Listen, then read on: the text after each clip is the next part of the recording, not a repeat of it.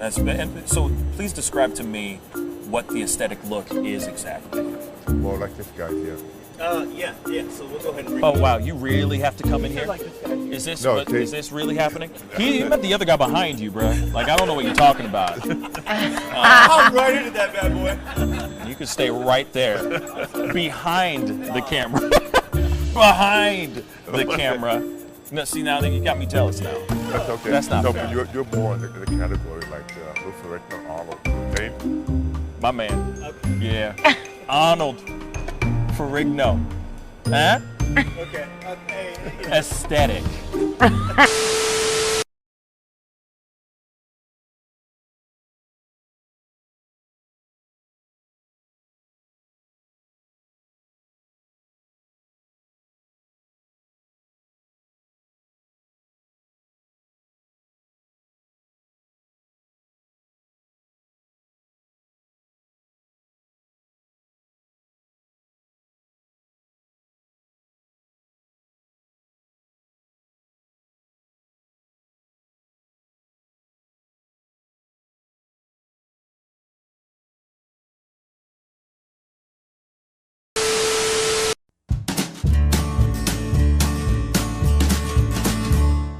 That's great, partner.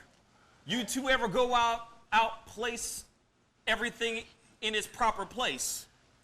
That does not make sense, but we usually do go.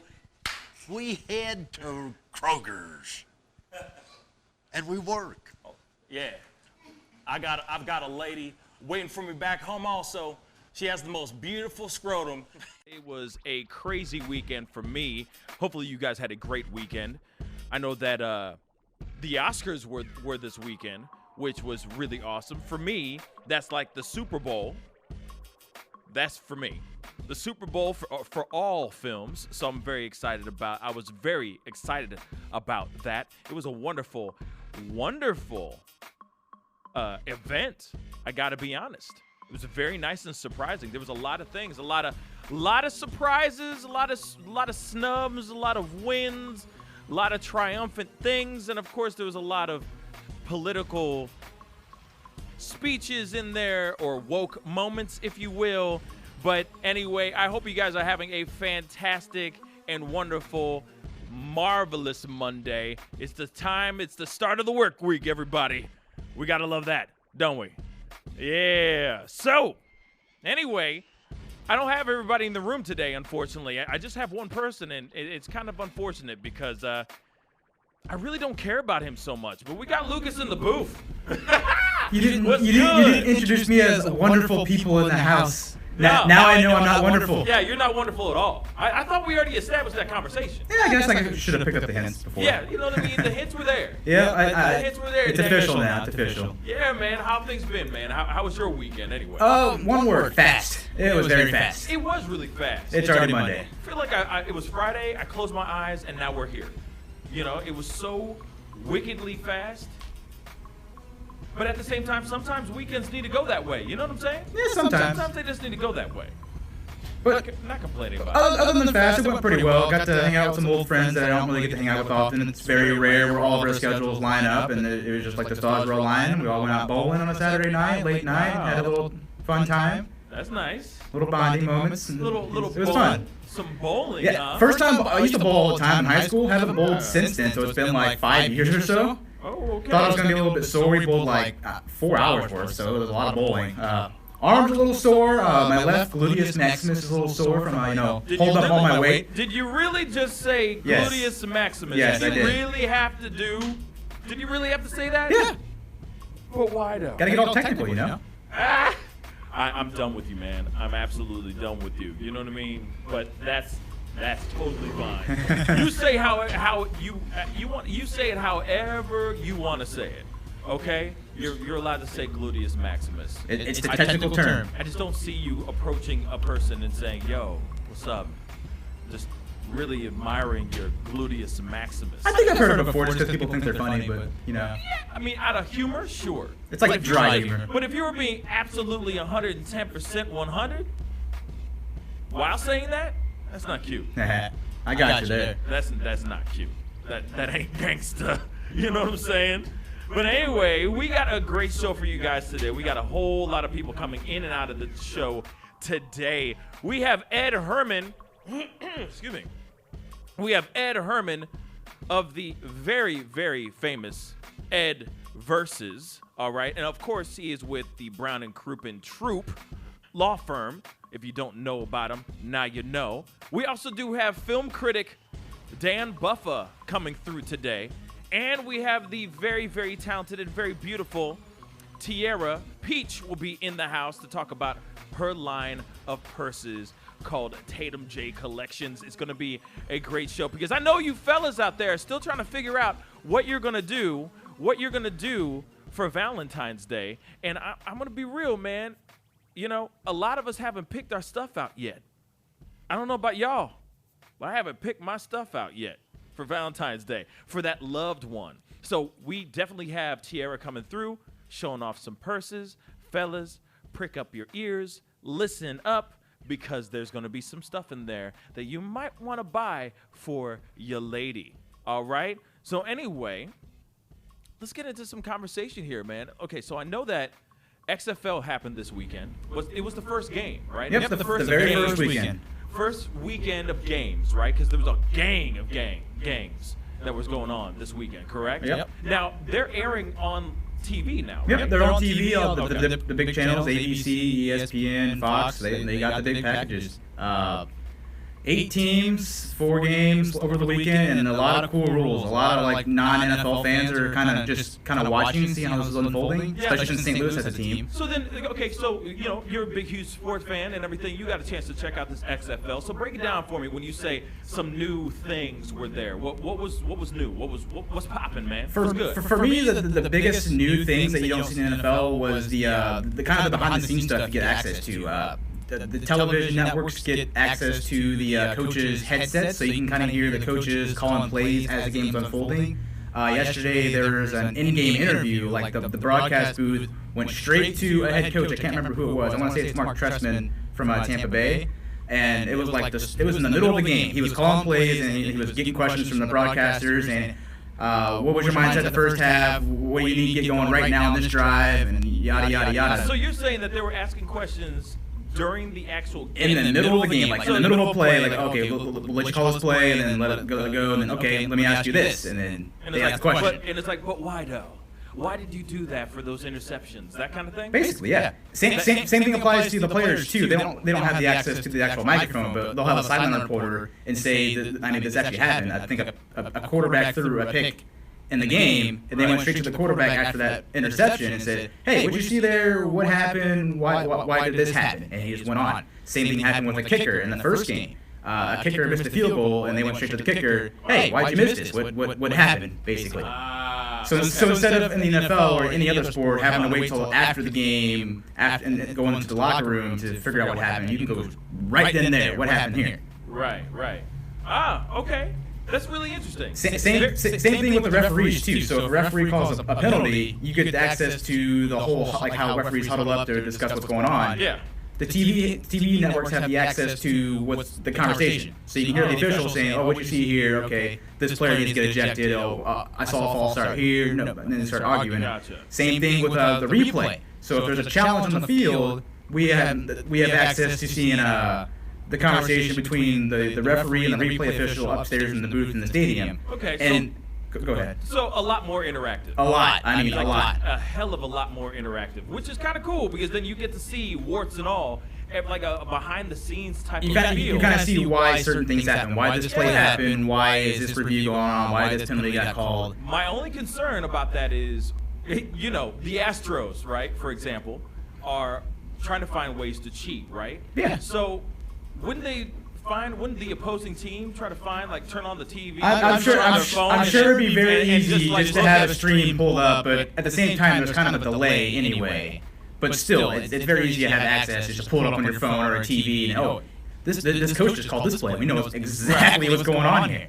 But I don't think that should be an issue just because of the delay aspect. But okay. It should be something to keep an eye out for. Because of the delay aspect, but I feel like it could be a huge problem going down the line. I'm just saying, there's a lot of people that could sit there and text somebody or tweet somebody or whatever, and they can find out what's going on before the actual play actually happens. I mean, if there's a will, there's a way. I mean, we're doing it in the Astros and baseball is doing it in a very prehistoric way, like hitting a baseball bat up against a trash can to use that as signals. So, I mean, now that we're getting into this whole thing of being able to be the fly on the wall behind the scenes of them coming up with the plays and in the huddles and all that stuff, I feel like that could really smack people in the face, some teams in the face in the near future, Especially with how technology is. It's very easy. Yes, technology is a mother lover. Another cool / funny thing we got to see was the replay official. They literally use an Xbox controller to control the replay feed to figure out if a play should be overturned or not. Wait, that's cool? It's kind of cool / funny because they're literally using an Xbox controller. We give access to what they're doing. You see them using their little Xbox controller, going forward, backward, using slow motion to figure out, oh, this shouldn't be a fumble, it should be an incomplete pass, yada, yada, yada. And you can hear them talk, like, oh, give me a second, talking to the referee, give me a second, let me see, okay, overturn that, the clock should be at this, the ball should be placed at this yard line, and you get to hear everything. Okay, so but you're talking about something like if they make an audible, like if they make a challenge. If the opposing team challenges a call, then they can actually that's what you mean. Yeah. They're not doing that for every single play, correct? No, just for replay reviews, like, oh, it's an incomplete pass, but they think it's like a fumble or something like that. So they go straight to the booth, and if you're watching on TV, you get to watch the replay guy go through what he sees and what he thinks, and you can hear him talk and explain to the referee what's going on and what should be changed and what should not be changed. Okay. I mean, I haven't seen any of the games yet. I've heard some good things. I've heard some good reviews out there. But let me know what you think. Comment down below on our Facebook or YouTube feed. That's facebook.com/The Pascal Show or youtube.com/The Pascal Show. Comment down below. Let us know what you think. Or you can give us a call. Do you think XFL has a chance in this thing up against NFL? Give us a call at 314-880-0808. Let us know what you think. Anyway, we're going to go into a quick commercial break. We'll be right back. This is The Pascal Show. Bye. Looking for high-speed internet where you live but are out of reach of cable and fiber options? Look no further. High-speed internet is now available in your area, as your local authorized HughesNet retailer, Whole Home Connect, makes it easy to get the high-speed internet you need with blazing fast speeds, unlimited data with no beef, Skittles.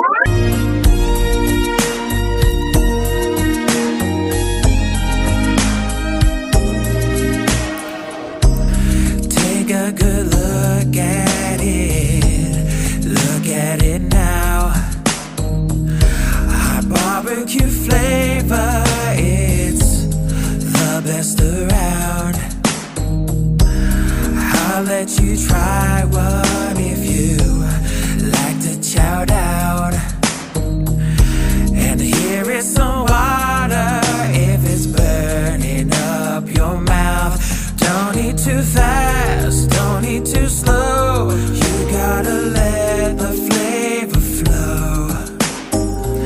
I know it's real spicy, and I know you want some more. You get a bag, it's all yours.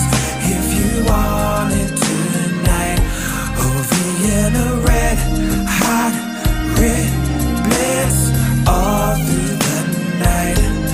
You want a bag, it's all yours. If you want it tonight, don't be a drag, get you a bag.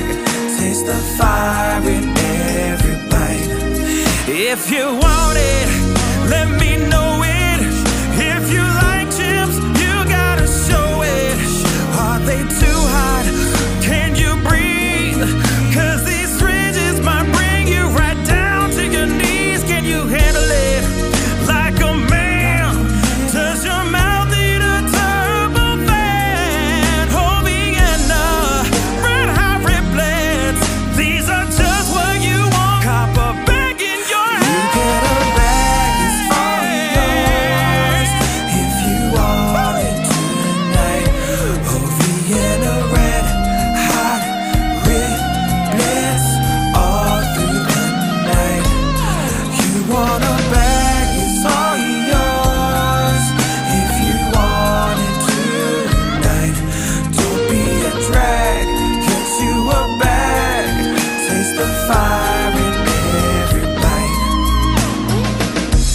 chips, go. Lots of chips. That is awesome, and it's slow-mo, so you don't... Pascal, you are now rocking with that dude Pascal. We be going wild. Prediabetes, and you can do it at doihaveprediabetes.org. But you're probably not going to. Nope. I'm sure you've got a perfectly good excuse. Kids, work. I get it. You're busy. So what better time than now? Let's begin. Raise one finger if you're a man. Ladies, none yet. Oh, count in your head if you're driving. Now, 3 more fingers for everyone over 60, 2 over 50, 1 over 40, 1 more if you're not physically active, another finger if anyone in your family has type 2 diabetes, another if you've got high blood pressure. If you're overweight, raise another finger, 2 if you're very overweight, and 3 if you're really overweight. You've just taken the world's first audio prediabetes test. And if you're holding up 5 or more fingers, visit doihaveprediabetes.org or talk to your doctor. There's no excuse because prediabetes can be reversed. Brought to you by the Ad Council and its pre-diabetes awareness partners. What's up, y'all? You're on WGNU 920 AM and 106.9 FM. Real talk for real St. Louis. Yes, welcome back to the Pascal Show. Yes, thank you guys so much for tuning in on Facebook, YouTube, and on our radio station. We really appreciate that. But anyway, I got a quick question for you, Lucas. I know that we were just talking during the break and everything, and I got to know, in regards to this whole XFL thing, all right, is there any other different things? Is there anything else that differentiates the XFL from NFL? Are there any other different things that are going on in this game? Yeah, other than the little behind-the-scenes things, there's a lot of little tweaks to the rules. The first thing you'll notice is the kickoff rule. In the NFL, you'll see the kicker and all of his kickoff team right next to him lined up down the field, and he kicks it off, and all the guys are just sprinting down the field. In the XFL, it's different, solely because they want to see more returns, and they want to make kickoffs a little more safer. So you'll see the kicker way back on his own side of the field all by himself. Gotcha. And on the other side of the field, you'll see both teams lined up at, I think, the 30 or 35-yard line face-to-face. That way you're avoiding those, like, head-to-head collisions going full speed down, like, running full speed at each other. Yeah. So instead, you just got guys right in front of your face. You just block them like that. Okay. So, and those guys can't move until the return guy right behind them touches the ball. Right. So that's a weird thing you'll see at first, but it's something that will generate more returns and is a little more safer instead of having guys just sprint down the field and kill each other, basically. Interesting. Extra points. So usually after a team scores a touchdown in the NFL, they either can go for 2 from the 2-yard line or kick a 33-yard extra point field goal. In the XFL, there's no field goals for extra point attempts. You have 3 options. You can either A, get 2 points from the 2-yard line, get 3 points. No, you get 1 point from the 2-yard line, 2 points from the 5-yard line, or get 3 points after a touchdown from the 10-yard line. Oh, okay. Choose those 3 options. No field goal is an option. Most teams elected for the 2-point or 1 point. No one tried the 3-point from the 10. What else is there? Wow, that's crazy. Okay. Onside kicks. So onside kicks are one of those low probability kickoff attempts where you can just pooch it 10 yards and try to recover it to get the ball back. It's almost impossible now in the NFL. So the XFL is trying a little 4th and 15 option. You can't do an onside kick, but instead you can take your offense on the field from your own 35-yard line and try to convert one time from 4th and 15. So you have one play to get 15 yards, and if you get it, you get the ball back. Interesting. If you don't, you turn the ball over to the team, and they get the ball in basically scoring position. Wow. Okay. So just a lot more added stuff that. Yes. Okay. Interesting. And definitely interesting. The next and probably last thing I can remember off the top of my head is overtime. It's a shootout type of overtime. So in the shootout. So in the NFL, it's basically like another quarter, basically, until someone gets a touchdown, so on and so forth, and then they're basically playing another game. In the XFL, each team alternates possessions and getting one play from, I can't remember where. It's either the 5 or 10-yard line. Each teams go back and forth getting one play to score a touchdown. If one team scores, the other team gets a chance to get another one, and it's like a shootout. If team A gets a touchdown, team B can answer. If team A doesn't get a touchdown, or if they do get a touchdown, they can... You kind of get what I'm saying? Like, so in a shootout, if one team scores a goal, the other team scores, it's like best 2 out of 3 or 3 out of 5 or something like that. It's the same concept in the XFL. Interesting. It's a shootout. Okay. Get one play to score a touchdown or not. Cool. Okay, that's a lot more than I expected to There's a come lot. from you.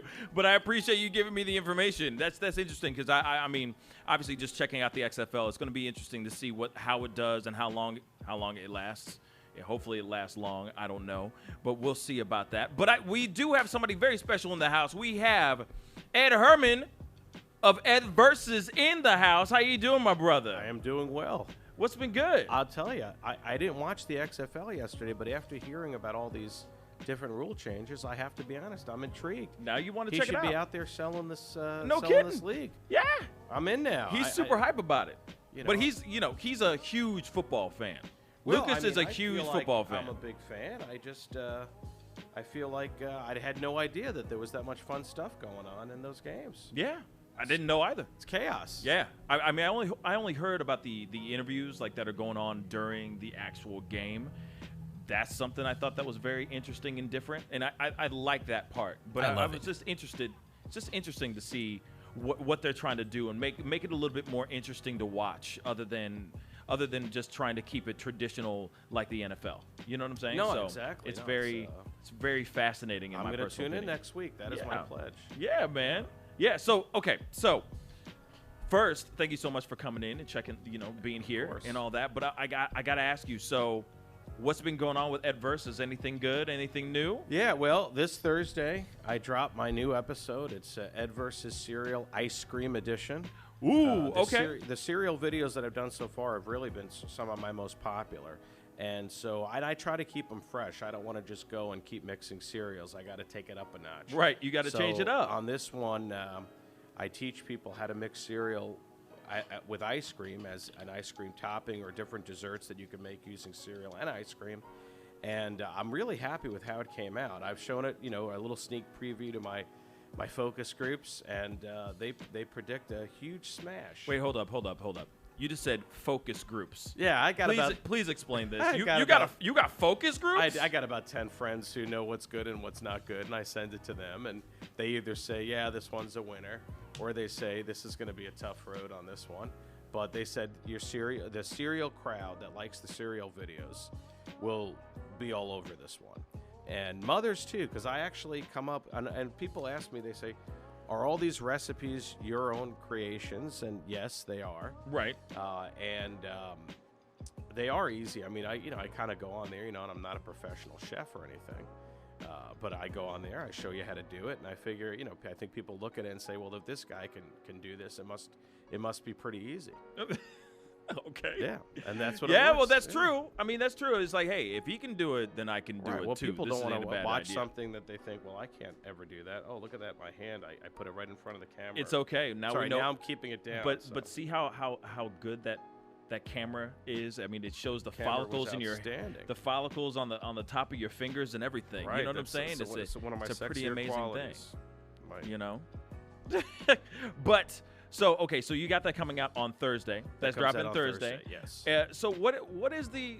I gotta ask you, what's the ongoing? What's the goal? What's the goal after with all this content that you're making? What I think is the goal, and not just on my show, but also with Three Lawyers Eating Sandwiches. Yeah. Which we're currently showing one that we did at a place called Pigwitch out in Kansas City. We just shot 2 more last Friday. Yeah. At Union Loafers here in St. Louis, and Nice. Stacked, which is a great burger place down in the Carondelet area. You shot 2 in a day. 2? We always shoot 2 in a day. It just makes it a little bit more cost effective on the production. So 2 sandwiches. No, well, 2 sandwich places, 2 episodes. Oh yeah, but we So ate you're a eating lot of wow. sandwiches. You were well, eating what a we lot. did was we went to Union Loafers, which was fabulous. Right. And that's out on Tower Grove.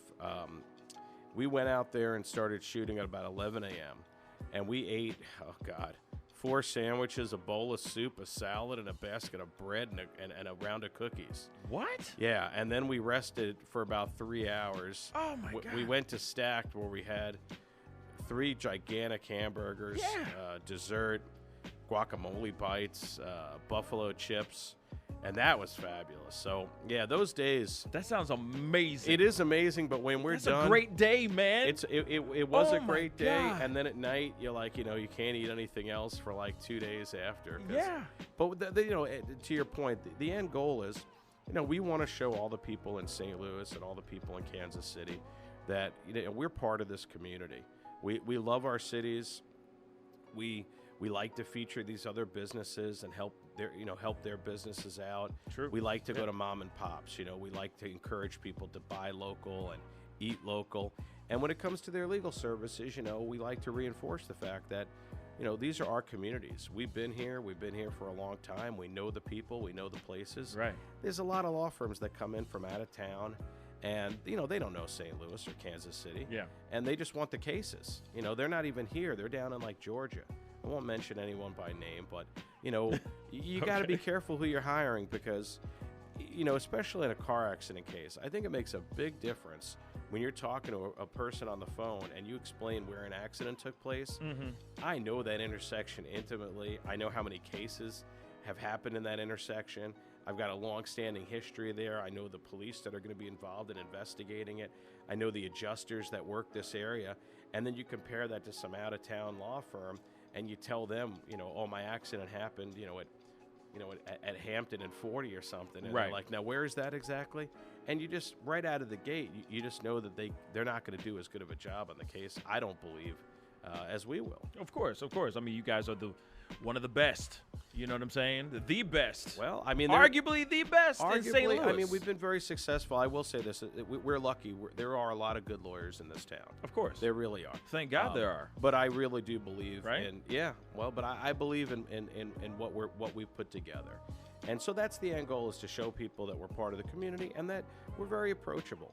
I think lawyers have a reputation that they think they're better than everybody. They're wearing these fancy suits and spending big cash, and it's a privilege to even get to talk to them. And we're just the opposite. I mean, we're just regular folk. This happens to be what we do for a living. Other people do other things for a living. This is what we do for a living. Right. And we want to show people, don't be shy about contacting us. And I think it's working because even on my Facebook, videos and my page, my fan page, which if you're not following my fan page, it's Ed Herman of Ed Versus. It's a growing number. It's almost at 5,000 fans, and we just started this thing a couple months ago. That's incredible. And, and people will contact me at all times. They'll just send me messages. 11 o'clock at night, I got a message from somebody with a legal question. And I think that proves it's working. It proves that people are comfortable, that they can just reach out and talk to me. And that's the goal. No, and that makes sense. I mean, because I feel like that, especially if they know you as someone, if they've only seen you on camera, they automatically assume, okay, well, if you're the face of such and such, you must be a little snooty, a little bit, nose in the air type of thing, a little snobbish, and they think that you're not approachable. And I'm just saying you as in people, people in general. Sure. And it's interesting that what you guys are doing right now. You guys are kind of changing the angle that you guys are doing and showing that you guys are more personable and more real. We're letting people in. Yeah. I think that's really, if you can sum it up in one sentence, what are we doing with this whole thing? We're letting people in. We're showing them who we are. We're doing it in a way that's very genuine. We don't script anything. My shows aren't scripted. Yeah. Three Lawyers Eating Sandwiches. We never even know ahead of time what we're going to talk about. We know we're going to talk about the sandwiches. But as far as the rest of the conversation, that could be the same as you joining us for lunch any other day of the week. Right. Because we eat lunch together almost every day. Right. It did just happen to be that when we do the episodes, there's cameras there. Yeah. I mean, I've sat down and had lunch with you guys That's one true. time And you before. remember we sat there and we talked about everything. Yeah. It was just we could have everything filmed and anything. that and it could have been an episode. Oh, yeah. I would have loved to do that, too. I would love to do that sometime soon, for sure. Yeah, That well, would be we were talking kinda about fun. expanding it and having different personalities on. Yeah. Just to see, just for variety. Yeah, and changing it up, keeping it interesting, And and it's also opening up another bracket, another demographic, or another group of people actually tuning in to check out you guys sitting down and talking. True. And just more opinions about the food, which people, that's one of those things when it comes to food. We all eat. We all eat every day.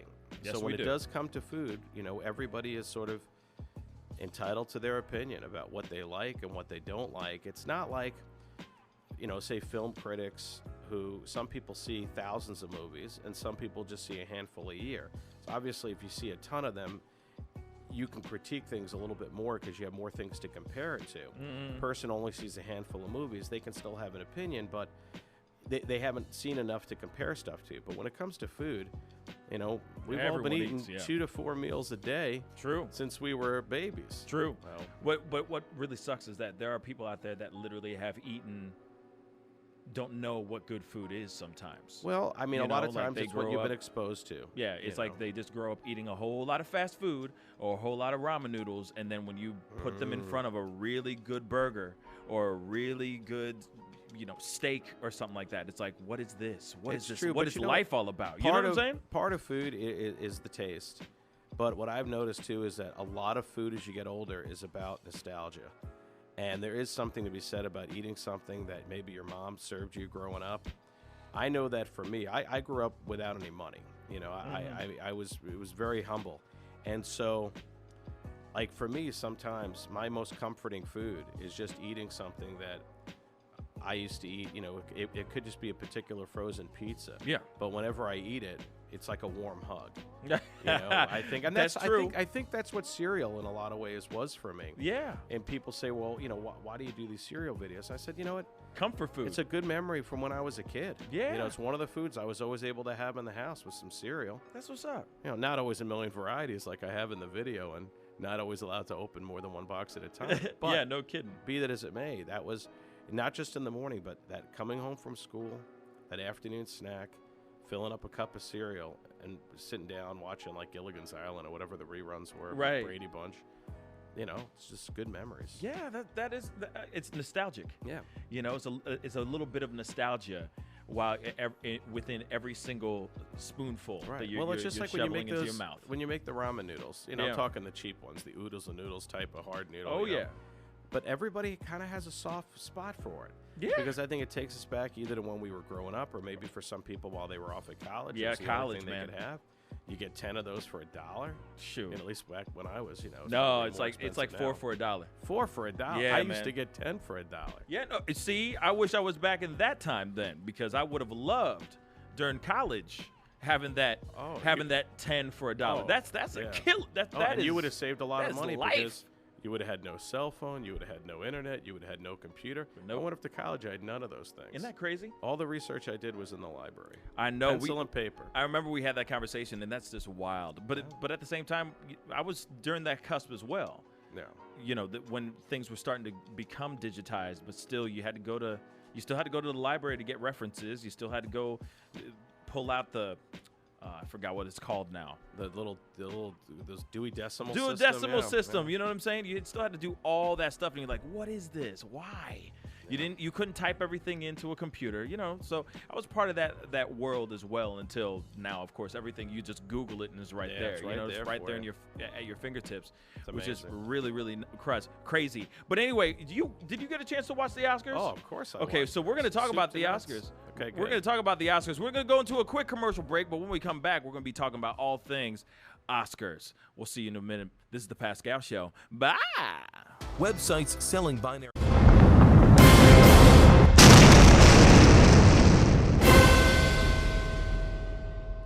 What's up, guys? You won't believe where I'm at. I'm in Kansas City right now. One of the largest barbecue competitions in the country is going on right now, the American Royale, right here in Kansas City. We're about to go and hang out with Mike Johnson of Sugar Fire, if you can't read it. Sugar Fire, the man, the myth, the legend. We're gonna go and have a good time with him, eat some of his food, and harass some of his friends. So let's go.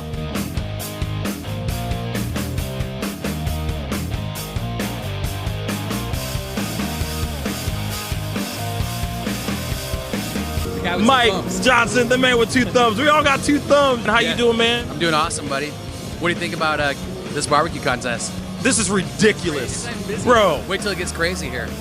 You're saying this? It hasn't even gotten crazy yet?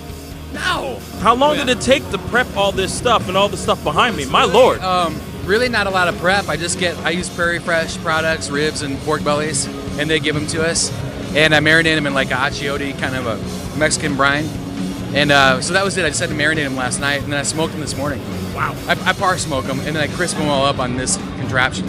You part smoking. Yeah. That makes like par cooking. Yeah. That makes no sense, but I understand. Yeah. I'm sure the No, it's the one that you like. the turkey sandwich. Yes. Say turkey sandwich. Turkey sandwich. Turkey sandwich. Turkey sandwich. There we go. All right, y'all. I am here with Lee and Mike of Jim Questenberry Barbecue. The Irish know how to barbecue? It's a continuing contest. It still goes on today. Yeah, he won in 85 and didn't go back in 86, but he went back in 87 and won again. What does it feel to, carry on your father's legacy? We're really proud of it. Tell me a little bit about Operation Barbecue Relief, please. It's an organization that we've worked with for a few years, and what they do is they're based out of Kansas City, but they operate all over the country. And when there's a disaster, like people just want to have like a hot meal and like when their home gets destroyed or whatever, they can count on Operation Barbecue Relief being there to help out and provide them with a hot meal. Anytime there's a big hurricane or earthquake or a big fire somewhere, and Stan Hayes runs it. He started it. Welcome back to the Pascal Show. Let's get into it. We got Ed Herman of Ed Versus in the house, and of Brown and Crouppen. You know their law firm, Brown and Crouppen. If you don't, then I don't know what's wrong with you. Oh, they could be new to town. I know, they could be new to town. They could have gotten here yesterday. So they'll check know out, us by next week. Yes. So you definitely got to check out getbc.tv. Right. No, it's getbctv.com. Oh, I'm sorry. Getbctv.com. I'm so sorry. Go and check them out. Fantastic law firm. So anyway, I know that you saw the Oscars. For me, the Oscars is like the Super Bowl. Yes. So I get really hype about it because I just really enjoy it quite a bit. I'm a big fan of movies and all that. So I do got to ask you, what did you think of the hostless Oscars this year? Well, here's the thing. I thought that when Steve Martin and Chris Rock did their kind of comedic monologue at the beginning, that to me kind of took the place of the normal. Normally the host comes out and does about 10 minutes worth of jokes. Right. So to me, that kind of took the place of that. And then, I didn't really miss it after that. To me, they kind of felt like they were hosting, but we just never saw them again. Let's be honest, even in the years that Billy Crystal did it, or Steve Martin or Ellen, all you really cared about was the opening monologue. Right. They didn't have much to say as the episode went along. So that is very true. When I was thinking about it, I was sitting there going like, well, wait a second. Really, honestly, they don't really do a whole lot except for maybe throw it to another celebrity anyway. Yeah.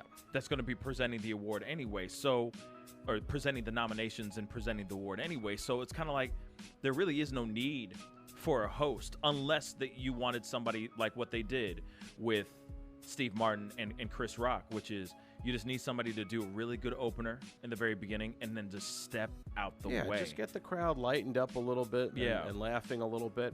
They kind of did it both ways last night because they had the musical open first. Yes. Which I liked about half of it. And then I thought it went on a little bit too long. I thought it was odd to start the show with the Mr. Rogers thing because it was not really a significant movie from this year. The only nomination it got was for Tom Hanks. So to kind of have that be the opening, it felt like, well, that's weird. That's not really the flavor of this year's nominated films. Right. Usually, if you're going to pick an opening like that, you'd think that you'd pick something that was a little bit more representative of the movies that are actually up for the big awards. Yeah. That said, I mean, she's great. She sounded great. So that was that's the piece that I missed. I missed the opener. Yeah. I missed the. I wouldn't say you Steve missed Martin. It. Yeah. Okay. I mean, yeah. Okay. Well, Steve Martin and Chris Rock were very funny. I can listen to that. Years ago, Steve Martin and Alec Baldwin co-hosted, and they had one of those great back and forth openings. And if you've ever seen the Steve Martin show with Martin Short that they travel with, when the two of them go back and forth, it's hysterical. So any combination like that, I think, is a great way to start the show. I like when Tina Fey and Amy Poehler go back and forth. They've hosted the Golden Globes, and I love that rhythm of the back and forth. It keeps it brisk and funny, and there's somebody to play off of. So I think that's a great call. It was a classy show. I mean, there really wasn't anything controversial. Actually, I was very surprised that it didn't go.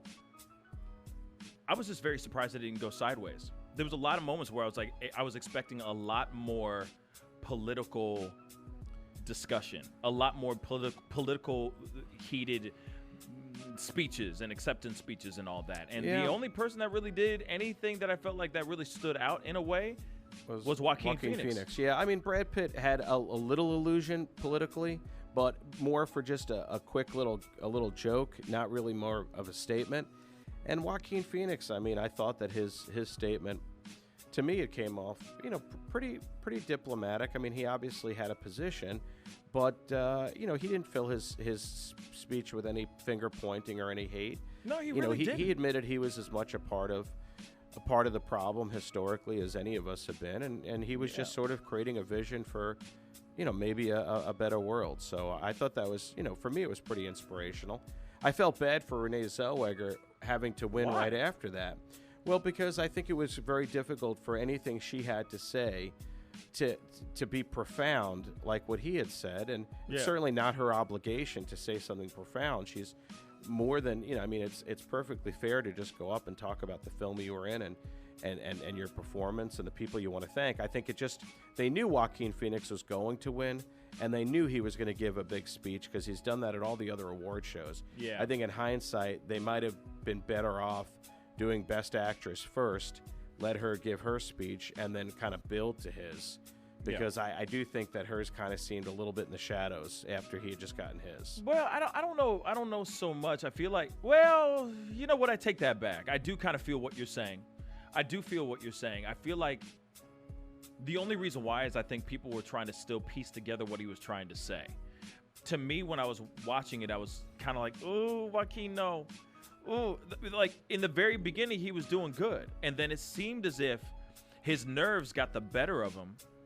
And then he started to second guess what he was saying.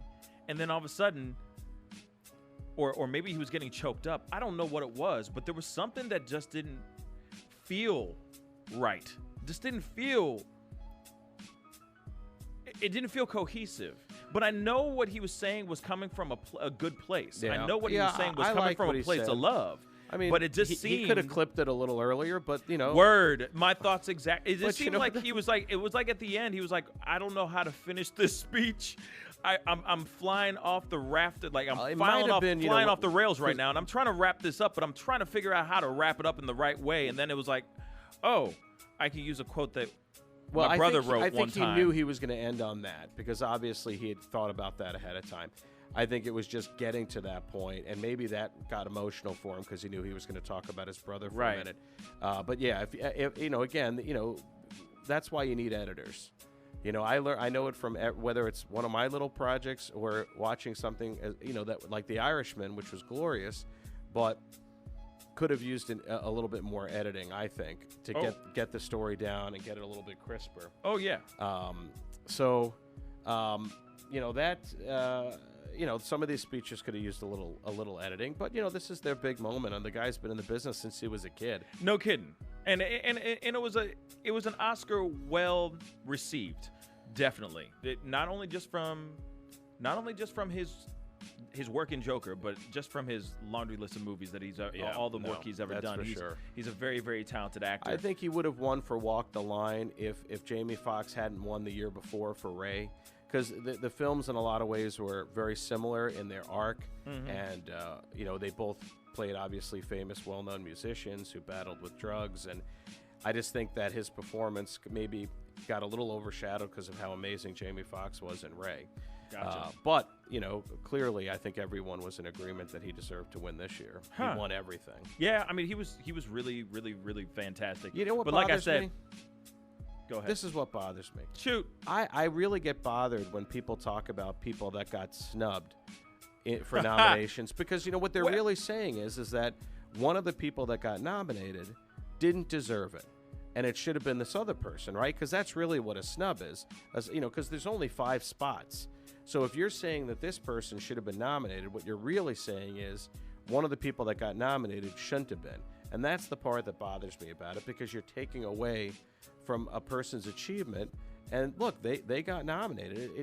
I'm assuming it's a relatively fair process, and they made the cut, and that's that. Right. So you're just kind of like crapping on them. I don't like that. I mean, but you got to remember, there's going to be people who are going to be passionate about what people do. I mean, they're going to be passionate about a movie or passionate about a particular actor or something like that. The snubs, people getting upset about a snub if they don't get upset about a snub, then there's no point of even having an Oscars. I mean, think about somebody who gets upset about the 49ers losing the Super Bowl, for example, right? If people weren't upset and passionate about that, then there would be no Super Bowl. No one would care. That's true. You but see what I'm saying? Yeah, it's true. But you know what they could do?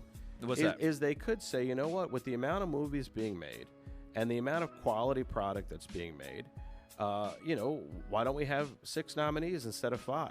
I mean, they did that at the other award shows. They've added more because, like on television, now that there's shows on Netflix and Hulu and Amazon, it's no longer just the 5 nominees. And about, 10, 12 years ago, they changed the Oscars from having 5 Best Picture nominees to now they can have as many as 10, but they generally have about 9. Yeah. You know, if everybody wanted to see Greta Gerwig up for Best Director, or Noah Baumbach, who also wasn't up, they could have more nominees. You know, I think if they added a 6th nominee in most of these categories, I think it would solve a lot of the problems. I think you'd see more diversity. I think you'd see more performances highlighted that otherwise wouldn't be highlighted. And then it wouldn't really be a snub. It would just be there were 6 amazing performances, so we're going to nominate 6 amazing performances. Huh. Okay. I mean, are you listening, Hollywood? Yeah, no kidding. You know, rip a page out of his book real quick. But there were other snubs going on. In memoriam, there were certain who actors. did they leave there out? were certain actors that were taken out as well. Tell me, that were I not didn't in see there. the list yet. I know there's always a list. Luke Perry was not in there. He should have been in there. And there was another actor that I forgot that was not in there. Although a lot of times what and they people look were to really do, upset. People were really, really upset about you know, that. Luke Perry. You know, and I believe me, I think they should include everybody that they can, even if they have to go 30 seconds longer. Luke Perry, I think, made his mark more on television than in film. So to me, if he was snubbed at the Emmys, then I would say, well, that's a huge omission. At the Oscars, he's never been nominated for anything.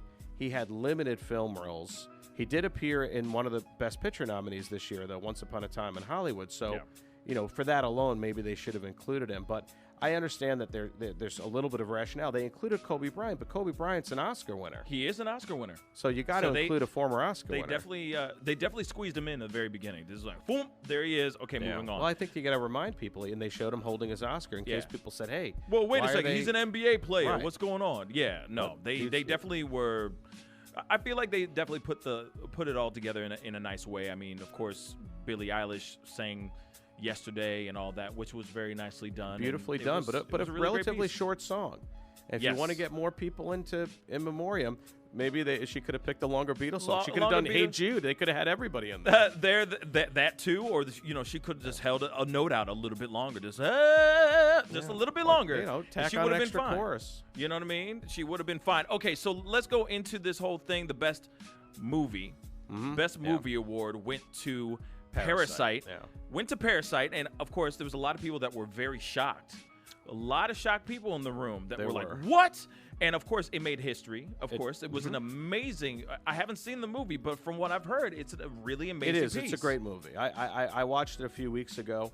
You know, a lot of people assumed 1917 would win because it won the PGA award, the Producers Guild award, and usually the two match up. I kid you not. I was sitting there going, as they were listing off and the winner goes to, I'm like, 1972, 1917, 1917, 1970. Parasite. What? I was so surprised. There were some indicators throughout the show that suggested it might be going that way.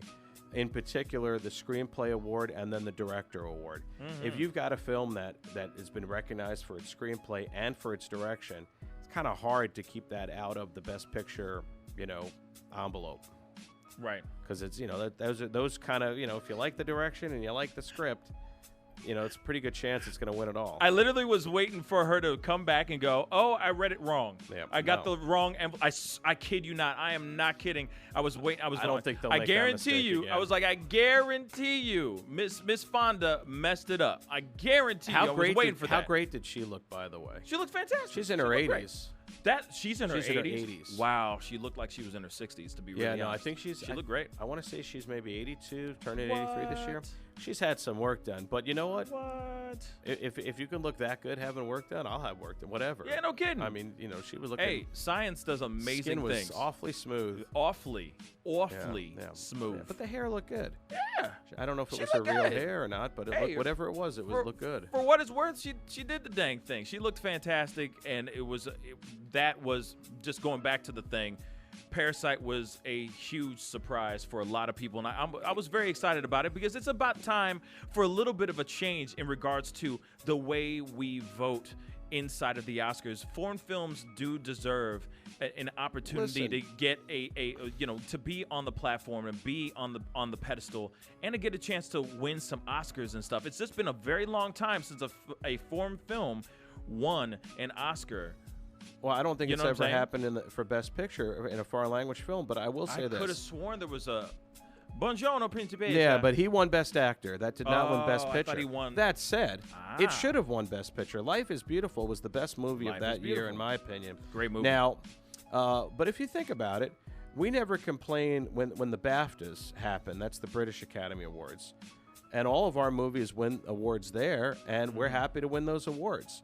Like, we don't sit there and think, we're the outsider. That's their country's awards, and they don't just give it to people that are from their country. They give it to wherever the best picture happens to come from. I would encourage people to watch Parasite. I've heard people say, it's got subtitles. But you know what? That's crap. Godfather 2, which everybody loves, half the movie is subtitles. Every time they flash back to Italy, it's subtitles. That's a 2-hour and 40-minute movie. So about an hour and 20 minutes of that movie is subtitles, and nobody complained for a second because it was The Godfather Part 2. True. So, once you get used to reading it very quickly, and it's an interesting story. It's got comedy in it. It's got surprise. It's got tension. And it has something to say about class and society. Mm-hmm. The culture of the rich and the culture of the working class, and what happens when things reach a boiling point. So I don't think anybody will regret the 2 hours that they spend watching Parasite. No. They may not love it the same way. It's not an action movie, but I think they will appreciate. Now I get it. I see why this got recognized. Right. And the thing is that's the thing, though. American cinema goers or American movie viewers need to start going and checking out more cinema outside of just America. Just outside, culture yourself, educate yourself on some different stuff and different cultures and different languages and all that. I mean, I grew up listening and I grew up watching a lot of international films because my family comes from another country. Yeah. So it was it's just part of my DNA. But you know what? There's a lot of Americans that don't venture out and check out movies They don't, because they're sitting there going, I don't want to read. Don't make me read during a movie. I don't want to do that. You know what I'm saying? I do, exactly. But you know what, though?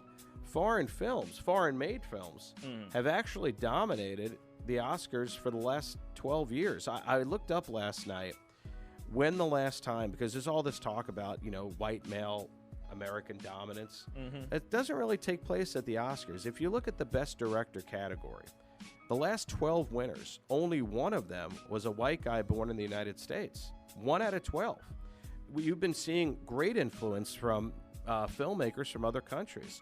You had Alfonso Cuarón, who gave us Roma last year and won Best Director. He also won for Gravity, and that Iñárritu won back-to-back years for The Revenant and for Birdman.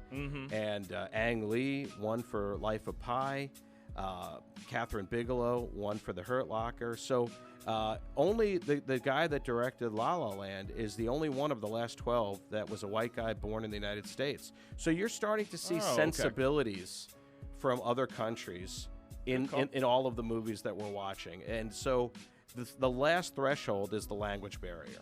Right. And maybe Parasite finally crosses over that threshold. But as far as people say, I don't like foreign films, I want to tell people, everything you're watching, for the most part, is a foreign film. Most of these directors that are coming up with these huge movies, they weren't born here. Even Peter Jackson, who did the Lord of the Rings trilogy, he's from New Zealand. No, and I understand those pieces. Like, I understand that. I guess what I'm trying to say is just English speaking. It's just the language. It's the last barrier.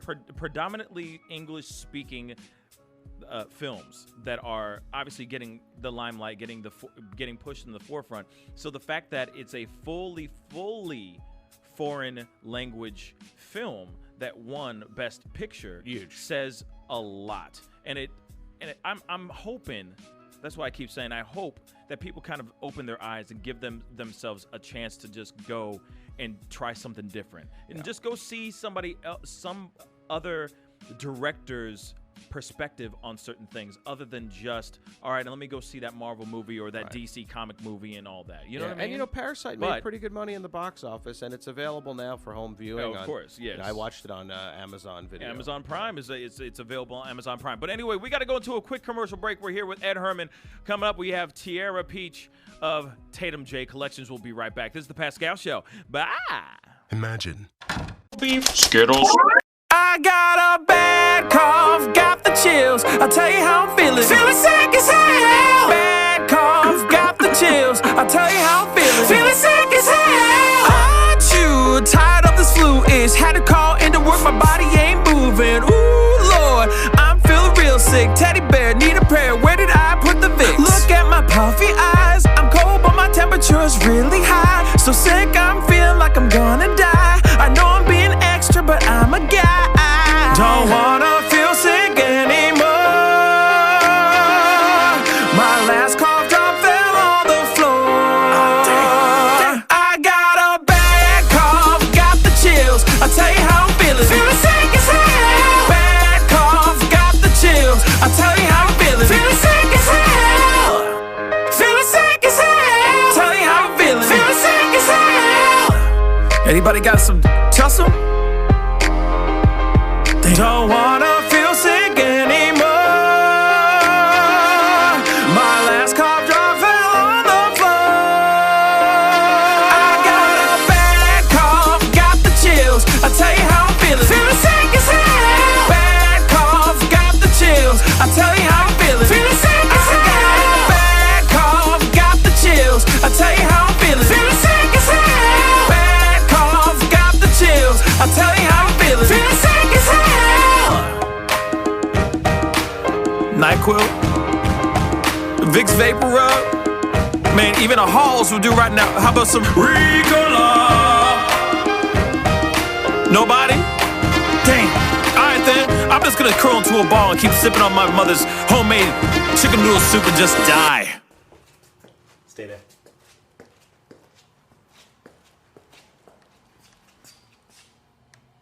Yes. Pascal, you are now rocking with that dude Pascal. We be going wild. Community. Every day we move in and out of each other's busy lives. It's easy to take for granted all the little moments that make up our everyday. Some are good, others not so much. But that's life. It's when you experience a moment of uncertainty. Something or someone's behavior that doesn't seem quite right. These are the moments to take a pause. Because if something doesn't feel right, it's probably not. It's not about paranoia or being afraid. It's about standing up and protecting our communities. One detail at a time. Because a lot of little details can become a pattern. We trust our instincts. Just like you should. Because only you know what's not supposed to be in your everyday. So protect your everyday. If you see something suspicious, say something to local authorities. Did you just look down at your phone? You did it again, didn't you? You know, you're flying down the road in a 3-ton hunk of steel, and a text takes your eyes off the road for an average of 5 seconds. At 55 miles per hour, that's long enough to travel the length of a football field and cause some serious damage. Turn it off. Trust me, whatever it is, you'll live. Learn more at StopTextsStopWrecks.org. Brought to you by the Ad Council and the National Highway Traffic Safety Administration. Today we decided to walk to school. At the corner, we waited to cross the street. The stoplight counted down. 15, 41, 31, 13. We took a left on Carroll Garden Street. Garden Street? Loud music was coming from a car. Danny's a smart kid, but he gets so distracted. There were so many other sounds, I didn't know what to focus on. Danny, Earth to Danny. Suddenly, he realized he forgot his homework again. I left my homework on the table. At the school steps, we hug goodbye. I really hope he doesn't have another bad day at school today. When you can see learning and attention issues from their side, you can be on their side. That's why there's Understood.org, a free online resource for the parents of the 1 in 5 kids with learning and attention issues. Get personalized recommendations, practical tips, daily access to experts, and more. Go from misunderstanding to Understood.org. Brought to you by Understood and the Ad Council. Hey, we're keeping it real all day on 920 AM and 106.9 FM. This is Real Talk, WGNU. Yes, welcome back to the Pascal Show. Thank you guys so much for tuning in on our Facebook, YouTube, and on our radio station. We really appreciate all of that. By the way, if you don't know, we do have a podcast. So every single show that we do goes onto our podcast. Yes, if you can't see it, you can listen to it now every single day. All you got to say is, hey, Alexa, play the Pascal Show, and it'll play for you. It'll actually play the podcast for you. So go check it out. We're on Spotify. We are on iTunes, and it's a fantastic show. All right, so if you're missing out on some really great stuff, you're missing out on it, you missed today's show, you can just hit the podcast. Check it out, okay? Spotify and on iTunes. Okay, anyway, we got a very, very special person in the house. Not only do we have Ed Versus in the house, we also have Tiara Peach of Tatum J Collections. How you doing, sweetheart? Hey, yes. How you doing, sweetheart? Good. How you doing? Doing good. How are you? I am very, very good. I'm very, very good. Thank you so much for coming in. And now I know later on this week is the Day of Love, y'all. It is the Day of Love. Celebration. Would that be Valentine's Day? You got it right, my brother. The Day of Love is Valentine's Day. This Friday is Valentine's Day. So fellas, if you haven't gotten anything for your loved one, seriously, you need to listen up right now, all right? Because I know a lot of y'all are going out there going, what do I get her? What do I get her? Last year I got it. No. You wanted something different? You got to check out Tatum J Collections. Can you just tell them a little bit about what Tatum J Collections is all about? So Tatum J is a luxury bag line collection. It is made all from genuine stingray, made in the USA, where they come in multiple different colors. We carry them right here in the Fur and Leather Center. I was going to just hold one for you. This one's pretty. I know. This we one's have a kinda Valentine's Day collection. So we got the pink, we got the red, we got the white. And, you know, black is always sexy, too, and that goes with everything. Skadoosh. So how you like them apples? Now, what color is this one? That's pink and peach. Pinky peach. Pinky peach? Pinky peach. Pinky peach. That's very, very nice. So, okay, and so. It's the eye of the stingray on the back. And the eye of the stingray. Not so eye you know of the tiger. It's genuine. Is that actual? That's actual stingray? Yeah. Here, check it out. I gotta touch one of these. Yes, check it out, man. Oh stingray. That's some real stingray. Is Very stingray edible? That's a random question, but I had to ask. Is it edible? I've never heard of people eating stingray, but you know. Okay, something to think They don't eat about. a lot of things in the U.S., so maybe somewhere else. Made in the USA. See, now what I like is this very strong magnetic closure. Yes. Because I always get nuts when I see these handbags that are open. Right. And I think, well, this is why you lose Exactly. Ooh, this is so. I mean, Yeah, that really this is really works on nice. there good. Isn't that beautiful? Yeah. It's a real, and it's nice and sturdy.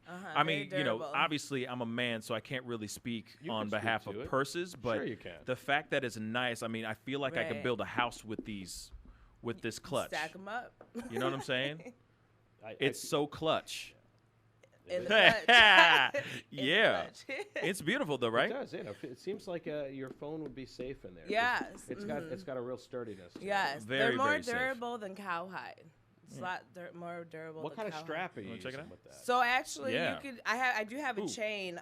It comes with a 2.3 millimeter chain. Meter chain. Yeah, and it just You can either use it with strap, without strap. But these so dope, these off the chain. Off the chain. You know what I'm saying? Hey, I'm going to come up with as many. He's so witty today. Yeah, I'm going to come up with as many corny lines as I can. But this is some beautiful stuff. So, okay.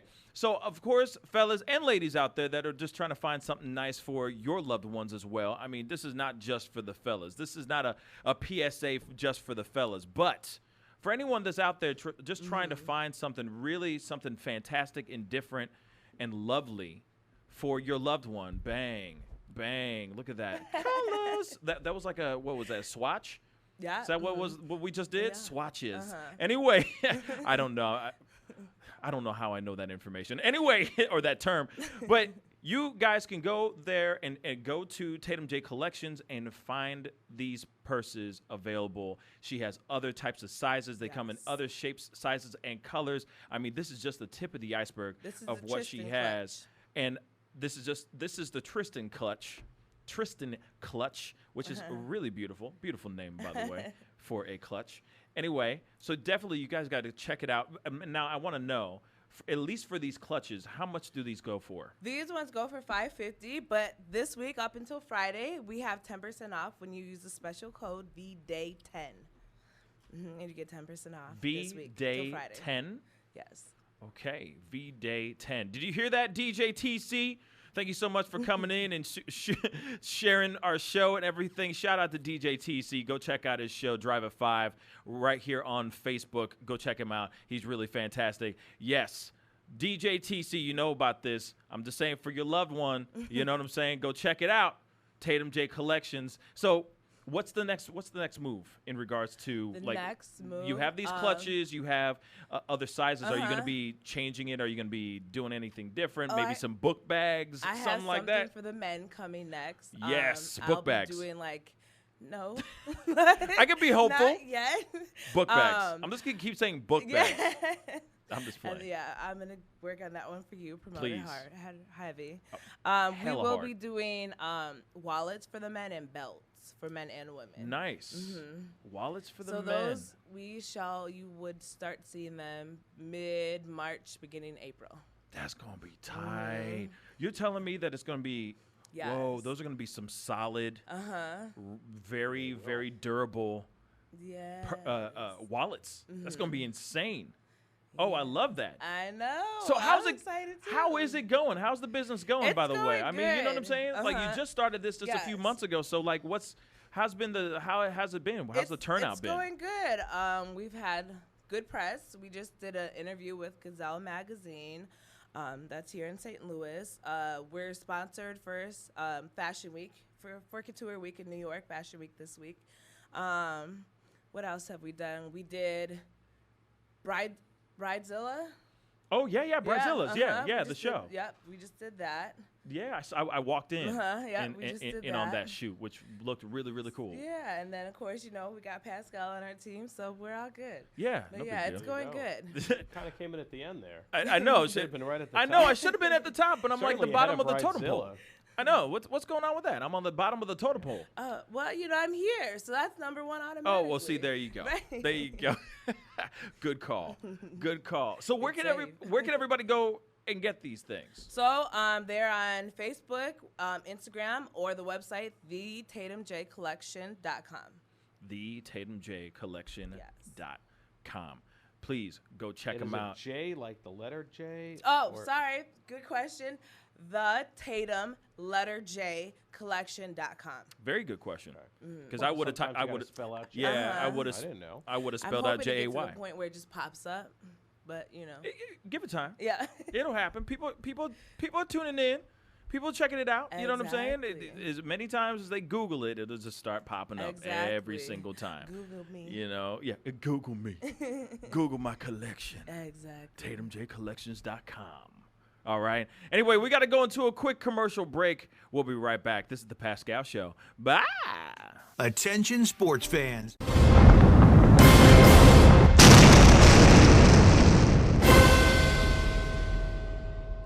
What's up, guys? You won't believe where I'm at. I'm in Kansas City right now. One of the largest barbecue competitions in the country is going on right now. The American Royale right here in Kansas City. We're about to go and hang out with Mike Johnson of Sugar Fire, if you can't read it. Sugar Fire, the man, the myth, the legend. We're going to go and have a good time with him, eat some of his food, and harass some of his friends. So let's go.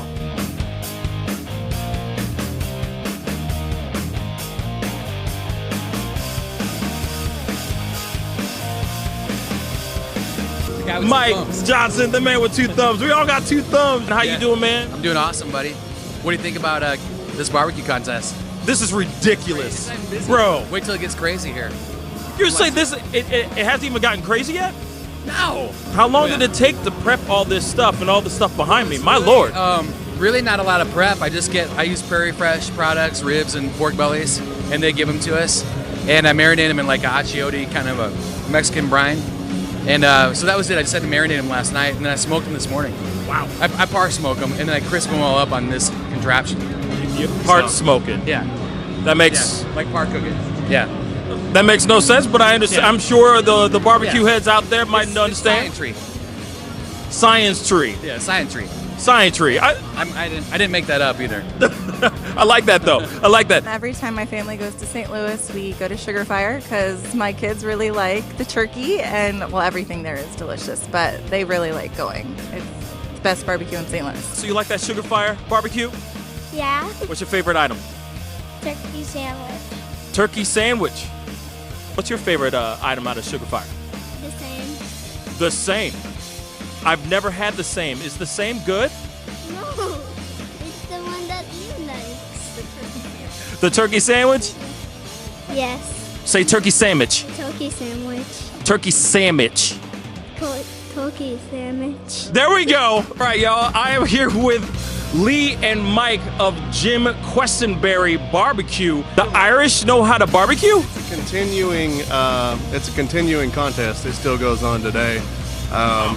Yeah, he won in '85 and didn't go back in '86, but he went back in '87 and won again. What does it feel to, carry on your father's legacy? We're really proud of it. Tell me a little bit about Operation Barbecue Relief, please.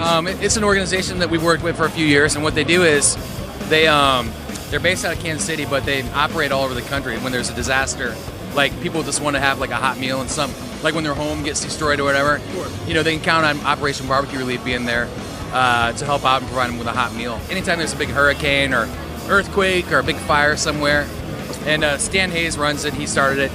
He lives here, and I think he won a big humanitarian award about it last year, maybe. But it's a big deal in barbecue, so it's fun and helps people out. That's excellent that you're like giving back as well as feeding all these mouths. So I'm here with Joe Pierce of Slaps Barbecue, right here in Kansas City. He was just recently on the Barbecue Pitmasters show. Okay, first off, how often do you come here? Do you come here every year, or is this like your first time? No, so this is our 6th year competing at the American Royal. Every year we do a little better, but I travel the country, cook 40 contests a year all over the country, and right now we're 10th in the country. We're 3rd in chicken. I think we're 11th in ribs, 15th or 16th in pork. Okay. Pretty good in brisket, so we cook a lot of competition barbecue. What was the hardest protein to master? I think, in your opinion? Yeah, I think the hardest protein to master would probably be competition brisket. You have to cook a brisket so perfectly where you're turning in 6 individual slices for a judge to take one bite. And that bite has to be the most flavorful, yet the most unmemorable bite they've ever had. You don't want them to take a bite and be like, oh, that's too sweet. You don't want them to take a bite and say, oh, that's too spicy. You got to be middle of the road, and it's got to be silky and smooth and tender and flavorful without being offensive. So tell me, what is all of this? What's this going on behind me? So I work with Royal Oak Charcoal, and they provide us with charcoal all the time. So we make. Welcome to the Pascal Show. Yes, we still got Ed Herman in the house, Mr. Eddie. How you doing, my brother? Doing all right. Yeah, man. I appreciate you still sticking around, but here it is. I know that you are big into all things of all medium, which is like film, theater, the whole nine. So we put this a little game together called Name That Tune. I've heard of that game. Ariana Grande. Lady Gaga. What? Name that tune. Yes, and in today's Name That Tune, we got something really fun. just for you, Mr. Herman. What's the game today, Lucas, in the booth? So we're gonna do musicals. So for me, go easy on me because my judgment on these songs may have been either really bad, really bad, or it could have gone really well. I have a feeling it's gonna be really bad. So this game could either go super quick, especially how last time when we had Ed on, it could go this could lightning go about fast. 6 seconds. Is there supposed to be a bell between us? Last time we Oh, had a bell. yeah, hold on 1 second. Hold on. Now, is the goal here to name the song or the musical it comes from? So I believe how I have it labeled, I have the name of the song and the name of the musical? The musical it's in. I believe. Again, my judgment may be bad, so bear with me. It should go fine. Okay. It should go fine. He's saying it like I'm just warning. Looking like you're looking at your little dog, being like, "It's gonna be fine. They're just gonna put you to sleep. It's gonna be fine. It's gonna be fine. You might not get back up from them putting you to sleep. It's gonna be fine." What's the worst that can happen? What's the worst that can happen? You destroy me, or I destroy you in this game. That's literally how this game goes down. You know what I'm saying? It's gonna be the former. Simple as that. You know what? Shut your mouth, Pascal Lucas. is well trained and well versed in a theater. I do know my musical theater. Yeah, I don't know why. No, I do know why. I mean, I did. This is what I you've did a lot of This theater. is your whole life. Did a lot of theater, in high school and in college. Yeah, It was kind and of I've part of what I had to do. I've watched a lot of theater. I haven't performed in a lot of it. But I'm sure you got. I'm assuming you have these albums, like the original cast recording of at home. I would imagine I do. Yeah, I'm sure you do. Yeah. And if you've seen his office, it is stocked, covered in film and theater memorabilia. I could Literally. only imagine. It's amazing. Yeah, well. It's absolutely amazing. It may not help me remember any of these, but we'll see. It's okay. We'll see. It's totally fine. We're going to make this happen, Doug. Okay, let's do it. Let's have some fun, man. All right. All right, here's number 1. Let's go. Say that while I was away, I had so much to hide. Hey guys, it's me. The biggest disappointment, Okay, cut. Wait, don't cut it yet. I have no idea. No, well, keep playing. Well, I get worried about licensing and stuff Oh, like that. okay. Well, yeah, then by all means. Yeah, you may have started out with something a little bit more not mainstream. Maybe not so obscure. I think that's really an obscure. Well, yeah. Well, wait a second. Are Are these musicals from theater, or this is musicals from like cartoons, like These Disney? These are theater. Okay. Okay. Yeah, that sounded pretty obscure. That was very obscure. Hold up. Can you play that piece one more time? Sure. I hate you, Lucas. So much to hide. Hey guys, it's me. The biggest disappointment, The kid couldn't hack it. She's back and she's walking real slow. Welcome home. Just breathe. Okay, I have no idea. We're off to a terrible what start. That was. See, there is another way the game could be. What is He the went deep. hell is that? That was. All I did was just type in just popular theater musicals. Have mercy, bro. Yeah, I have no idea what I that gave is. a fair warning. I was expecting like Cats or Yeah, like Wicked or Wicked something, or. Maybe this is a bad first song because I think That was a really bad yeah, first let's song. just, you know what? Let's just call that a humbler. you could say that was so a really that bad neither of first us song, can bro. talk too big. You stumped us both Yeah, on the first yeah. one. I was gonna say you knocked us down a few pegs. I kind of Okay, hope we this keeps get it. going. I kind of hope this keeps going. This is. Is that really the goal? But go ahead. That was pretty bad. But that's a goose egg for both of us There you right go. there. A goose egg. The song was called "Breathe" and it was from In the Heights. Shoot. Well, have you heard of In the Heights? Well, In the Heights, of course. Yeah, that No, I did never win have. Best Musicals. Lin-Manuel Miranda, but It's written by Lin-Manuel? It was, yeah. He won. That was his first Tony before Hamilton. But I don't didn't know know that that song was necessarily the one that people hit would song. associate with it. So There you go. Because I've never heard of that yeah, musical. it's a ever in my major life. movie coming out later this year. Wow, Lin-Manuel's killing it because he also has Hamilton coming out too. Yeah, yeah, but or they're about to go into production of that. Wow. I'll take that first point. Yeah, you can just go. Oh, is that how die it is? somewhere? I don't Okay, know. that's his point. Yeah. Yes. Okay, let's do the next one then. That was terrible. We have 5 left. Oh God. So that's hopefully it. these 5 go better. All right, here we go. Here we go. Okay. Well, that's from Hamilton. Yep. And Okay.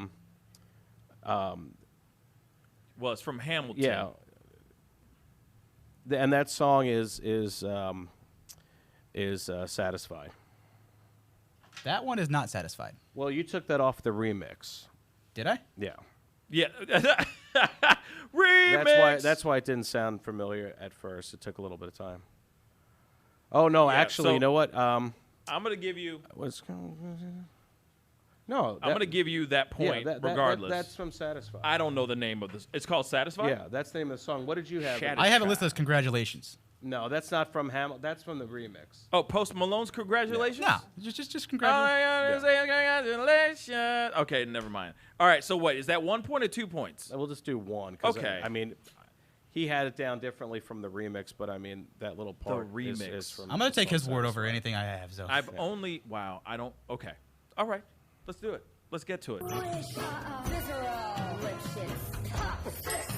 Oh yeah, Okay. that's from Chicago, and that's the little number that they all do. That's what. Okay. But there's a name for the number. It's okay. You don't have to be. You don't have to go Rain Man on us right now. Definitely. It's he had it coming. He had it coming. But He it's had it called coming, Right. But yeah. it's called the something. Like for the prison something or other. Oh, I see what you're saying. Has a special name. Like the prison march or the prison chants or something like that. The yeah, prison anthem. Something like that. Yes. Okay. Well, you still got 2 points versus 0. I'm assuming he's right, but the way what I had was Cell Block Tango. Yeah, the Cell Cell Block Block Tango, Tango, but it's there from you go. Chicago. Okay. Yeah. But he said it's from Chicago, so he's got that point regardless. This is sad. It's No, still it's not. just 2-0. Yeah, there's still plenty I still left. got a chance. And I wasn't really that fast with those. It took a second. Just whatever, Ed. Mazel tov. I guess Anyway, I guess the names listed are slightly different, but I'm just gonna go with whatever he says is right at this Well, point. we're just going to go by the show that it's from. I think Okay. that's Yeah, easier. that's fair. You can get a bonus point if you know Dang. the song. Yeah, there you go. Okay, let's do it. Oh, come on. Well, that's Wicked, and that's Defying Gravity. Yeah, that's what I got. Yeah, so that's two. I get 2 for that. I got. Oh, sorry. Yes. Okay. Thank you. You're watching the pen. I am. He's watching the pen. Whatever. That's 4-0 right now. It's over. It's Basi- over. it's basically over. Well, We got more, though. We got more. Couple more. Let me, if I'm It- gonna it- get, it doesn't if matter. I'm gonna get spanked, let me get spanked thoroughly. Let's just do it. Oh, here we go. Come on. Well, that's also from Hamilton. See, this is when you said Satisfied before. This was the Satisfied I had, and the one before is Congratulations. Yeah, but the Congratulations you had is just from the remix. They took a piece of Satisfied and put it in there, but that's the same song. Yeah, Have mercy. you're 3,000% right. Yeah. Wow. This is really bad. I thought I knew musicals. You do. I guess you were. You don't know them fast. But the thing is you. Wow. But you know them. This is bad. Okay. We'll keep going. That's You can't. Come all on. that jazz. Yeah, from Chicago. Yes. Sorry. I mean, I had to take a second. Sheesh. Well, I'm glad you got one on the last At least one. got He one. did. He was, On the he last was- one. He No, was because fast, although my hand was right on top of yours. I know, just didn't get in fast enough. It was, well, that was a very, very, very sloppy on my end. I You- feel like you we could killed have it. had more. I mean, they were doubles from Hamilton, doubles from Chicago. I mean, See, when I was researching these, they didn't list all of them. Didn't list what show it was from, so I just saw. Lucas this got is a from little. This song. Lucas got a little lazy, and he just kind of threw up some tracks. You You're know what I watching mean? too much I'm just playing. XFL. Yeah, he was too busy watching XFL and seeing those interviews on the sidelines and all that good stuff. So, does you this know. mean you sing a show tune? Because don't you normally when you have lose a game? mercy. If I lose a game, I have to sing a show tune. What's a show tune that I can sing? Well, what is one that you can sing? I mean, you've got a great voice. Oh, You've no, done a lot no. of theater. Today is not a day where I'm going to be sounding fantastic. Well, or anything, I but- promise you'll be sounding better than most. Ooh, what's a good musical? Well, Help me out. what do you from the shows you did? Was there any particular song that, or a show that you like, and then I can maybe suggest a song from the show? Well, Jesus Christ Superstar is always good. That's a great one. That's a really hard song. That's a hard show to sing. It is a really hard show to sing. I mean, that's a Maybe tough I should one. do that. Well, I mean, if you can do one from there, I'd love to hear it. That's one of the most vocally challenging shows that you can get. I'm trying to think of something very, very easy. Well, there's nothing you're going to find from that's easy. No, I know. And they're all long. You'll be singing for a while. Yeah, I know. You know what? We'll discuss it over the commercial break. We do have somebody in the house. Dan Buffa, film critic. Dan Buffa is in the house. We are going to have him in here in a little bit. So stick around. We'll be right back. This is the Pascal Show. Bye. Paid non-attorney spokesperson paid for by the Sentinel Group. This is an important message for anyone diagnosed with cancer after being exposed to Roundup or other weed killers. A California jury recently found Monsanto's weed killer caused a groundkeeper's cancer and issued a verdict for $78 million.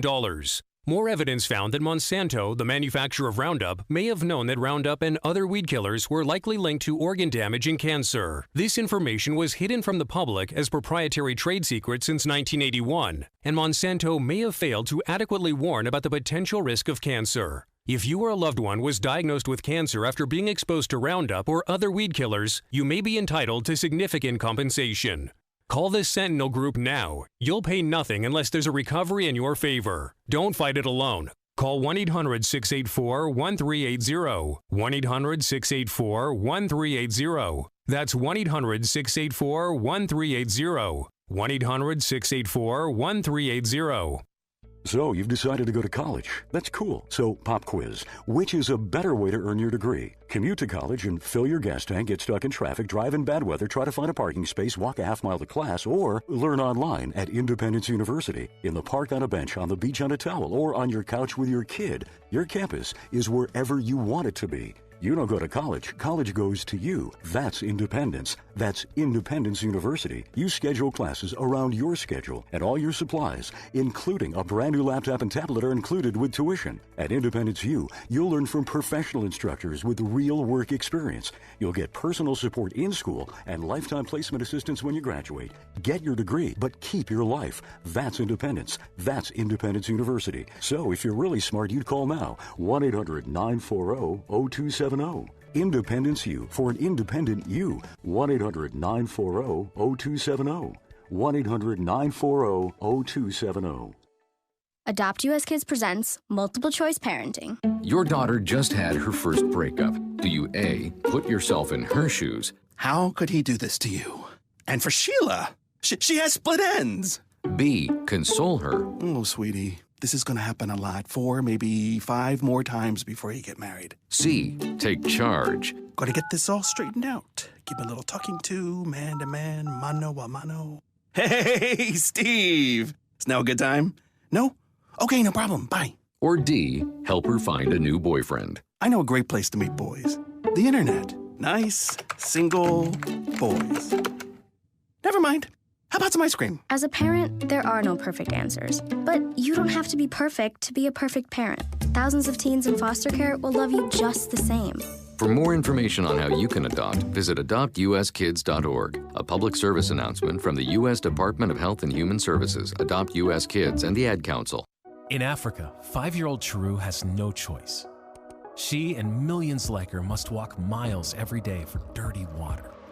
But together, we can end their walk by providing clean water close by. Instead of spending hours walking to get water that makes them sick, girls can be in a classroom that expands their minds, and moms will gain back time to care for their families.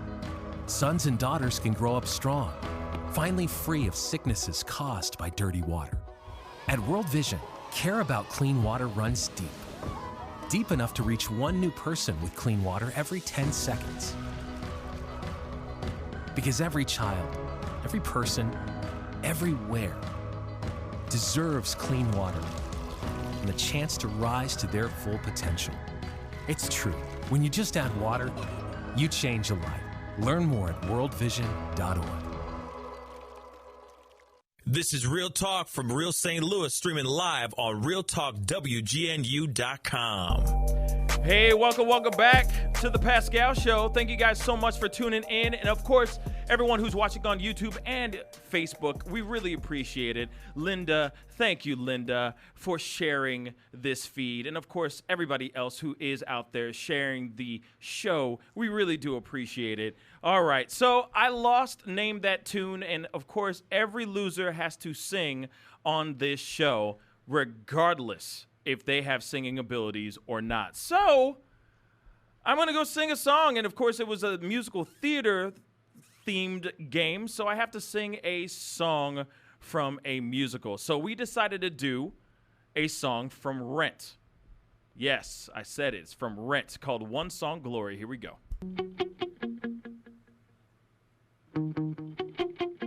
Oh, my gosh. Here we go. You got this. I haven't sang this or... One song, glory, one song before I go, glory, one song to leave behind, find one song, one last refrain, glory from the pretty boy front man who wasted opportunity. One song, he had the world at his feet, glory in the eyes of a young girl, a young girl. Find glory beyond the cheap colored lights. One song before the sun sets. Glory on another empty life. Time flies, time dies. Glory.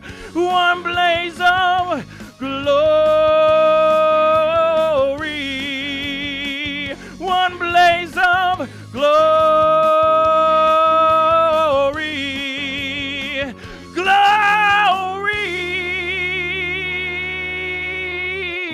glory. Find glory in a song that rings true. Truth like a blazing fire, whatever. An eternal flame. Find one song. That's all I'm gonna do. That's it. That's it. That was I'm done. outstanding. I'm done. This I is. wish you would have kept going. I'm done. I can't.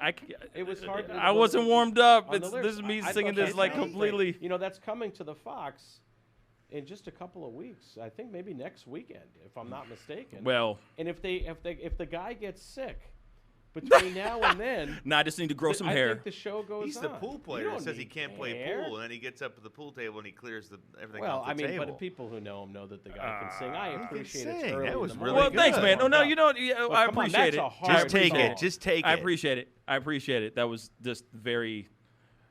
That was good.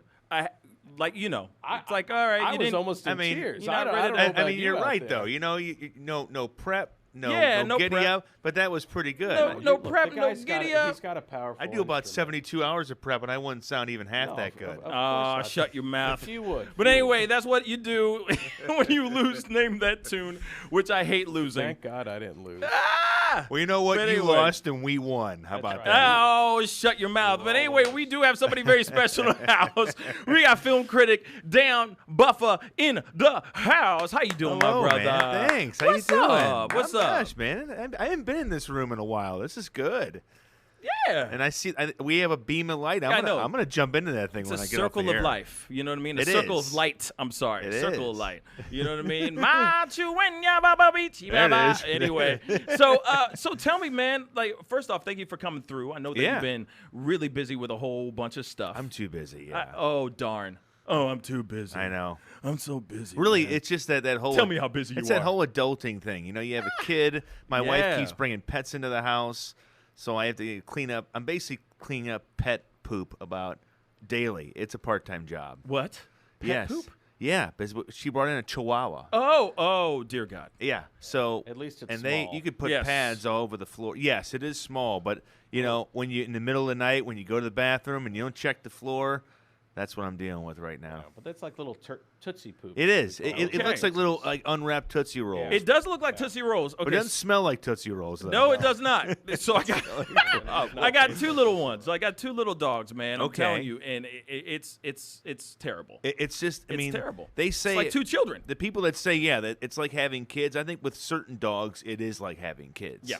Like I have a beagle and I have a chihuahua and I have 3 cats. The 3 cats are easy, but the Yeah. 2 dogs are just a handful. So, But yeah, I've been doing a lot, man. I'm kind of like you, man. I'm a hustler. You know? Yeah. You got to hustle. I mean, if you're gonna get like anywhere in the world of creatives, you have to hustle. Yeah, you got to keep it moving. You got to keep moving. Knock down doors. I mean, I literally had to knock those 2 doors down to get in. I here, know you literally bust that thing I open, did. man. It's not. It doesn't even close correct now. I'll fix all that because later. of you. Yeah. All because of you. Can't even shut the door I properly. can't even anymore. shut the door. Door isn't even closed Heck is anymore. wrong with you, man? That's it doesn't it. even close anymore. Anyway, so first off, congratulations on being on KSDK for film, critiquing film and everything. They actually want to put me on camera, which is very dangerous. Which is wild, man. I mean, first off, how did that happen? Can you tell me a little bit about how that happened? Back in, I want to say, last summer, so I've been writing for KSTK.com for a while, since about maybe 2015. And then when the Show Me St. Louis associate producer, Lexi Brown, thought about reviewing movies, and she was already on Show Me St. Louis, she told them, well, can we get a movie segment? And then slowly but surely, my guy at KSDK said, well, wait a minute, we have a film critic. You should do it with him. So we did this little thing called His Take, Her Take, and getting on TV is just, it's even when you know you're going to be on there, they have to clear it with the unions. Mm-hmm. They have to do all kinds of prep. We took a bunch of pictures. No cameras were harmed in the process, just letting you know. And then by October, we were on the air, and it's crazy because we get 3 minutes. And so the show is on. It's only a half-an-hour show. So you take out commercials, maybe like 25 minutes. So we get on there for 3 minutes, and you know when you're on the radio, you can elaborate forever on a movie. Oh, yeah. Now that I'm on television, I have 30 seconds to give a review of a movie. Right. But it's a rush, though. Every time a light similar to this kind of gets, when you're on, it's a rush. Right. Unlike anything else. Now, how often are you doing that over there? We aim for every other week because you kind of if you're not part of the TV union, you can only be on the air a certain amount of time every month. Yeah. But now we're kind of we're trying to fit as much in as we can. Every other week is what we're shooting for. So I went on last week to do the rhythm section with Blake Lively, and now I'm going to go on and do the photograph, which comes out this Friday with Lakeith Stanfield and Issa Rae, who was on Insecure and HBO. Yeah. So that one looks really good. I'm a big Lakeith Stanfield guy. Oh, okay. Yeah, because he's slowly going to come on here, and I think he's going to take over Hollywood another year or two. Was he the guy that was just in Uncut Gems? Yes. He was Adam Sandler's kind of his.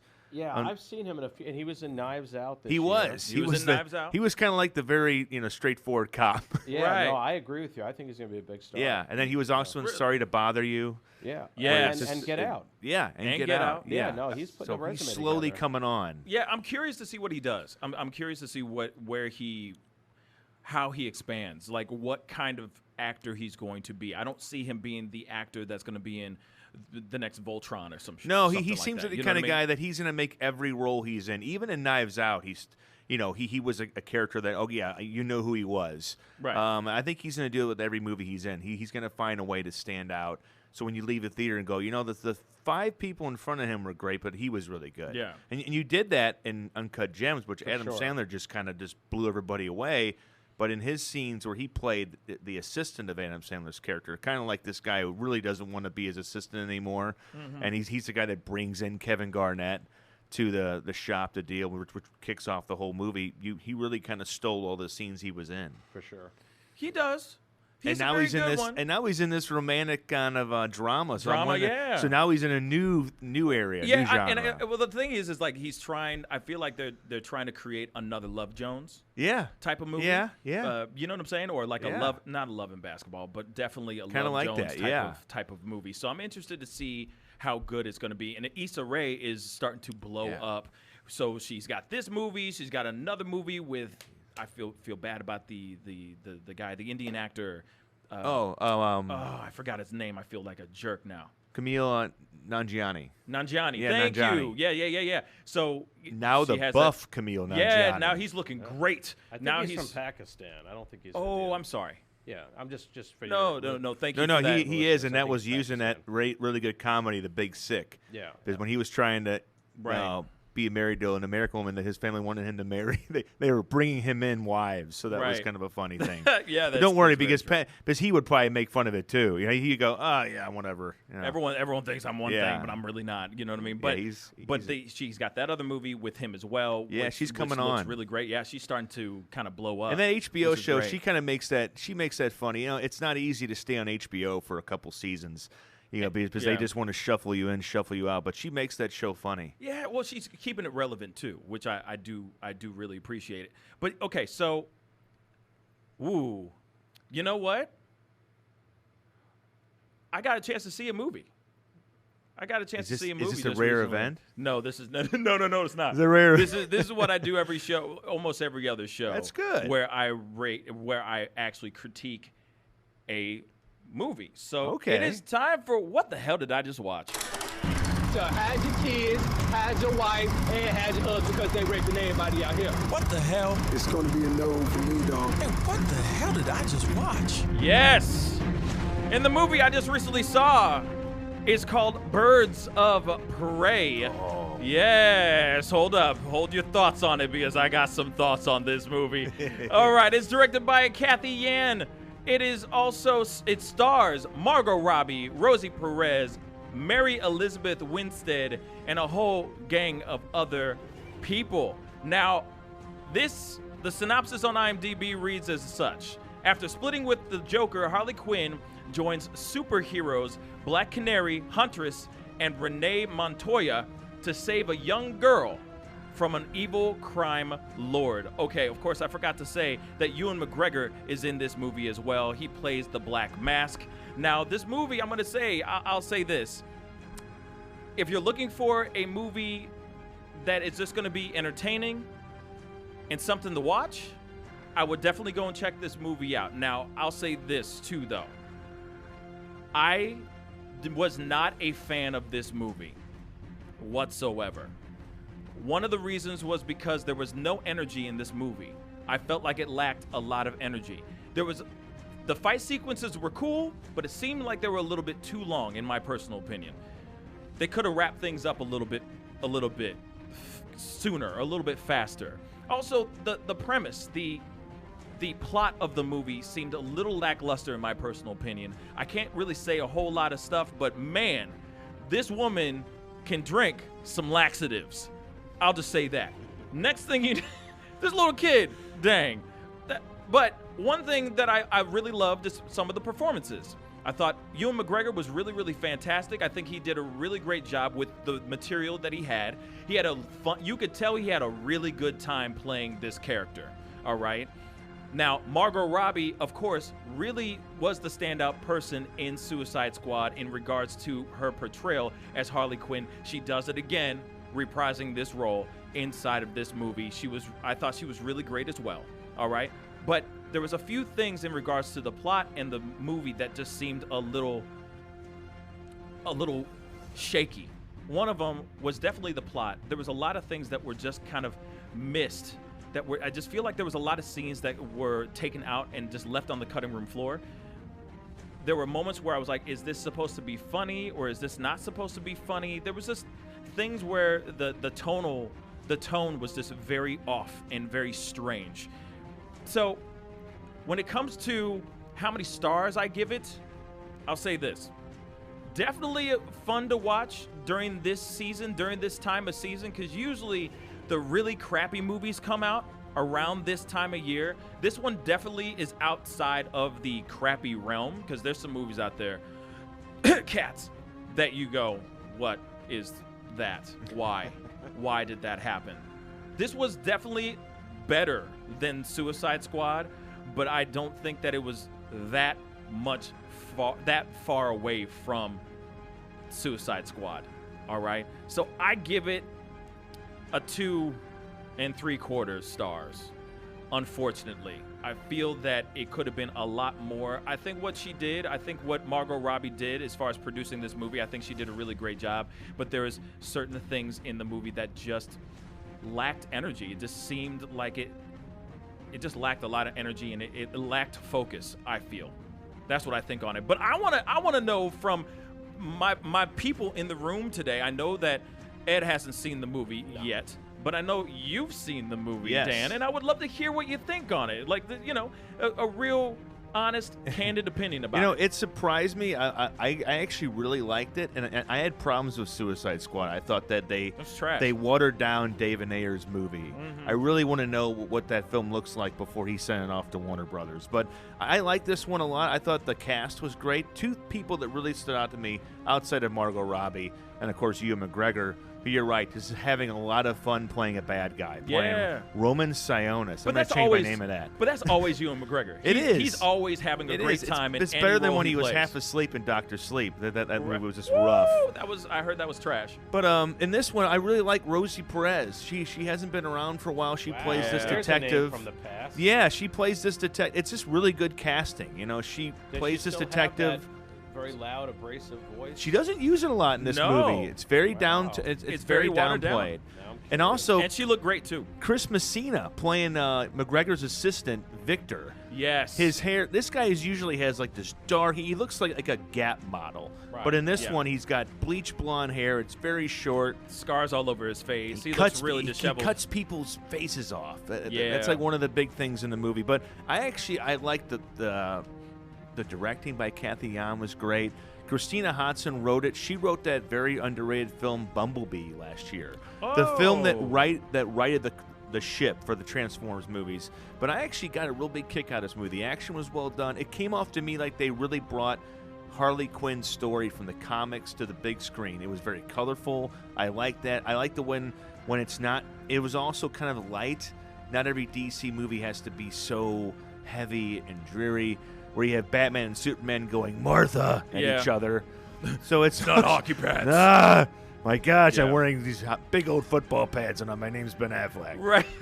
But the movie, I really liked it. I thought it was an hour and 49 minutes, not too fat, not too much. It was quick. And Margot Robbie, she could have really been nominated for 2 Oscars last night. And she's great. And also, this movie really makes you want to have a breakfast sandwich. No kidding. That's a tease. That's another thing, too. Well, so I'll also add on to that. There was... Okay, so Rosie Perez, I agree. I thought it was really nice to see an old face. We haven't seen her in a while. It was nice to see a familiar face back up and at it. But I feel like the movie should have just been called Harley Quinn.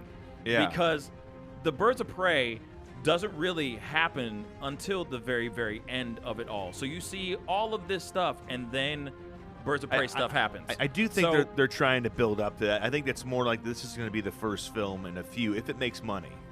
If it makes money. From my understanding, it's made decent money. Yeah. The opening weekend was just been busy. But a lot of that's this time of year, too. Right. You don't open stuff in February if you think it's going to be boom. huge. Exactly. That's why you put out though, because sometimes you can kind of steal that. You can kind of, nobody's wanting to go to the movies. Nobody. Yeah, so you can steal it from nobody in a way. But that's the reason why you put out all these trashy movies here, and then you wait for the big spring and summer blockbusters to drop during those times. And that's why I was like, there's a reason why it's being dropped right now. Why is this not a summer movie?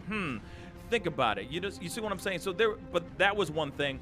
The other part that really drove me nuts as well in the movie, there's a part where Harley Quinn goes in and like basically goes in on a police department. All right. And that part I felt like was completely outside of the character of Harley Quinn. I feel she was using rubber bullets type of things to hurt the cops, but not actually shoot the cops. That part didn't seem very Harley Quinn to me. It felt like, all right, you don't want the public, you don't want people who are watching this you don't want backlash, like what happened with Joker, you don't want that kind of backlash. So let's keep it light and fun instead of violence. On the other hand, Joker was a tremendous success, and I think exactly. Then on top of that, the movies are a rated R movie. Yeah. So you'd think that she should be able to shoot these cops in this with real bullets. You see what I'm saying? Yeah. But they try to go away from that for whatever reason. I kind of think in a way I think after being with the Joker, I think she got to see what really sadistic violence can be. I think this is her trying. I think in a way Harley Quinn is trying to walk that line of being an anti-hero, but not to be as bad as Roman, not to be as bad as Joker. I also thought she was trying to not make too much of a mess in order to kind of get in there and infiltrate that police department. And also, I think she doesn't really have a problem with those cops. She doesn't want to kill them all. But I do think that she's trying to walk that line of being a killer, a pure killer, and also maybe just being kind of on outside the law. Okay, I see what you're saying. I just felt a little. I'm gonna say it. It felt a little girly. It felt a little I know, girly. it's kind of good the way And she I'm just like, kept hitting. I mean, those things look painful, by the way. They looked super painful, and it was really colorful and fun. But I felt like it was kind of.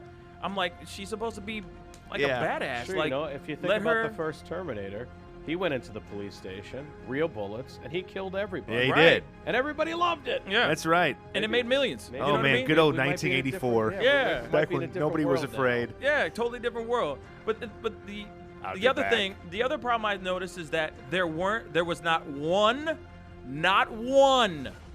good guy in that movie. Not one good male figure in that movie at all. Even No. the one that I can't spoil it, but she even gets backstabbed by one of the people that she trusts and loves the most. I feel like you just spoiled it. I did kind of spoil But you don't really My know bad. it though till you watch the movie. Yeah, you'll see when you watch the movie and you go, oh, and it was just kind of like that's what I mean. Like it just lacked. Yeah. To me, it just lacked certain things, certain themes that just seemed, and then it just lacked certain themes that I just was not a big fan of. And of course, the fight sequences looked really cool, but just seemed like it just nice wide shots of this fight choreography and all that, which was really cool. But I just felt like it lacked energy. I just felt like I was kind of like, wrap it up, B. I wanted to hit the orchestral music and go, come on, exit stage left. Come on. You know what I mean? Yeah, I don't know. That's just me. I felt the energy, and again, I just appreciate that it didn't have to be 2 hours and 25 minutes like all these DC movies are. Right. But I don't know. I think the casting again, and not just Margot, not just Mary Elizabeth Winstead, and Julie Smollett. I think her name is Smollett Bell. Yeah, she's great. And I don't know, the whole movie, it moved well. It had a fast pace. I never really stared at my watch. And I don't know, for January and February, this is a movie that kind of really, it actually surprised me with how good it was. Because I went in it kind of expecting to be kind of flat. Oh, well, to me, it was very flat. I watched it. I literally looked at my phone, and I never do that. I looked at my phone. I actually opened up my Facebook feed. You did. You went and into your looked feed. through my Gosh, this feed. movie. That's how bad. That's how much it lacked energy in my personal There opinion. it is, man. My girlfriend literally turned to me and she's like, "Put your phone away." And I'm like, "I will in a second." And I was just trying to check something. I was checking something because I was literally checking out of the movie. That's how much it didn't grab me as much as I wanted it to grab me. That's the arts for you, man. You know what I mean? One person likes and one person doesn't, and then we discuss it. Yes. And but this is definitely a movie. I would say you could stream it. I would say stream it. Don't go to the movie theaters for it. I'm sorry, it's not worth it. yeah, this is probably the first one I would tell people to pay for this year because there hasn't been a lot. There hasn't been a lot. You know, I mean, I actually I liked Bad Boys 3 more than I thought I did. That was going fantastic. to. And I also liked The Gentleman with Guy Ritchie because he actually was making those British, gangster comedies again. But this is the first one I think I'd send you to pay for. Really? Okay. Yeah. Well, I say stream it. There you I go. say wait till it goes on to Amazon Wait Prime for it. or Netflix, and then you could definitely stream it. This is a movie I feel like you could definitely clean your house and check the There you screen go, every once in yeah. a while and go, oh, okay, that's what's going on, and keep it moving. Seriously, that's what I think on that movie. But it was the first pancake. Hopefully the second pancake will be good. We'll see what they do with Harley Quinn and her band of misfits called Birds of Prey. Anyway, that was What the Hell Did I Just Watch? We'll be right back with Dan Buffa and Ed Herman. See you guys in a minute. This is the Pascal Show. Bye! What's on your wish list for a great place to live? Most people look for excellent schools, safe streets, access to good housing, and well-paying jobs. But what if you could live in a community that would help you protect and even improve your health and the health of your loved ones? Where you could enjoy clean air, have access to ample clean water, and shop for reasonably priced healthy food. Would you like to feel safe on your streets, whether you're driving, walking, or riding a bike? Would you like to relax and exercise in accessible parks and be able to count on good public transportation? Increasingly, cities and towns across the country are making planning for good health a priority. Planners are working with public and private organizations to create an environment that will improve our health today and guarantee the health of our children tomorrow. Learn more at planning.org. That's planning.org. A message from this station and the American Planning Association. Serving the metropolitan area, WGNU St. Louis. Right now, Doctors Without Borders medical teams are operating in some of the most remote and dangerous corners of the world.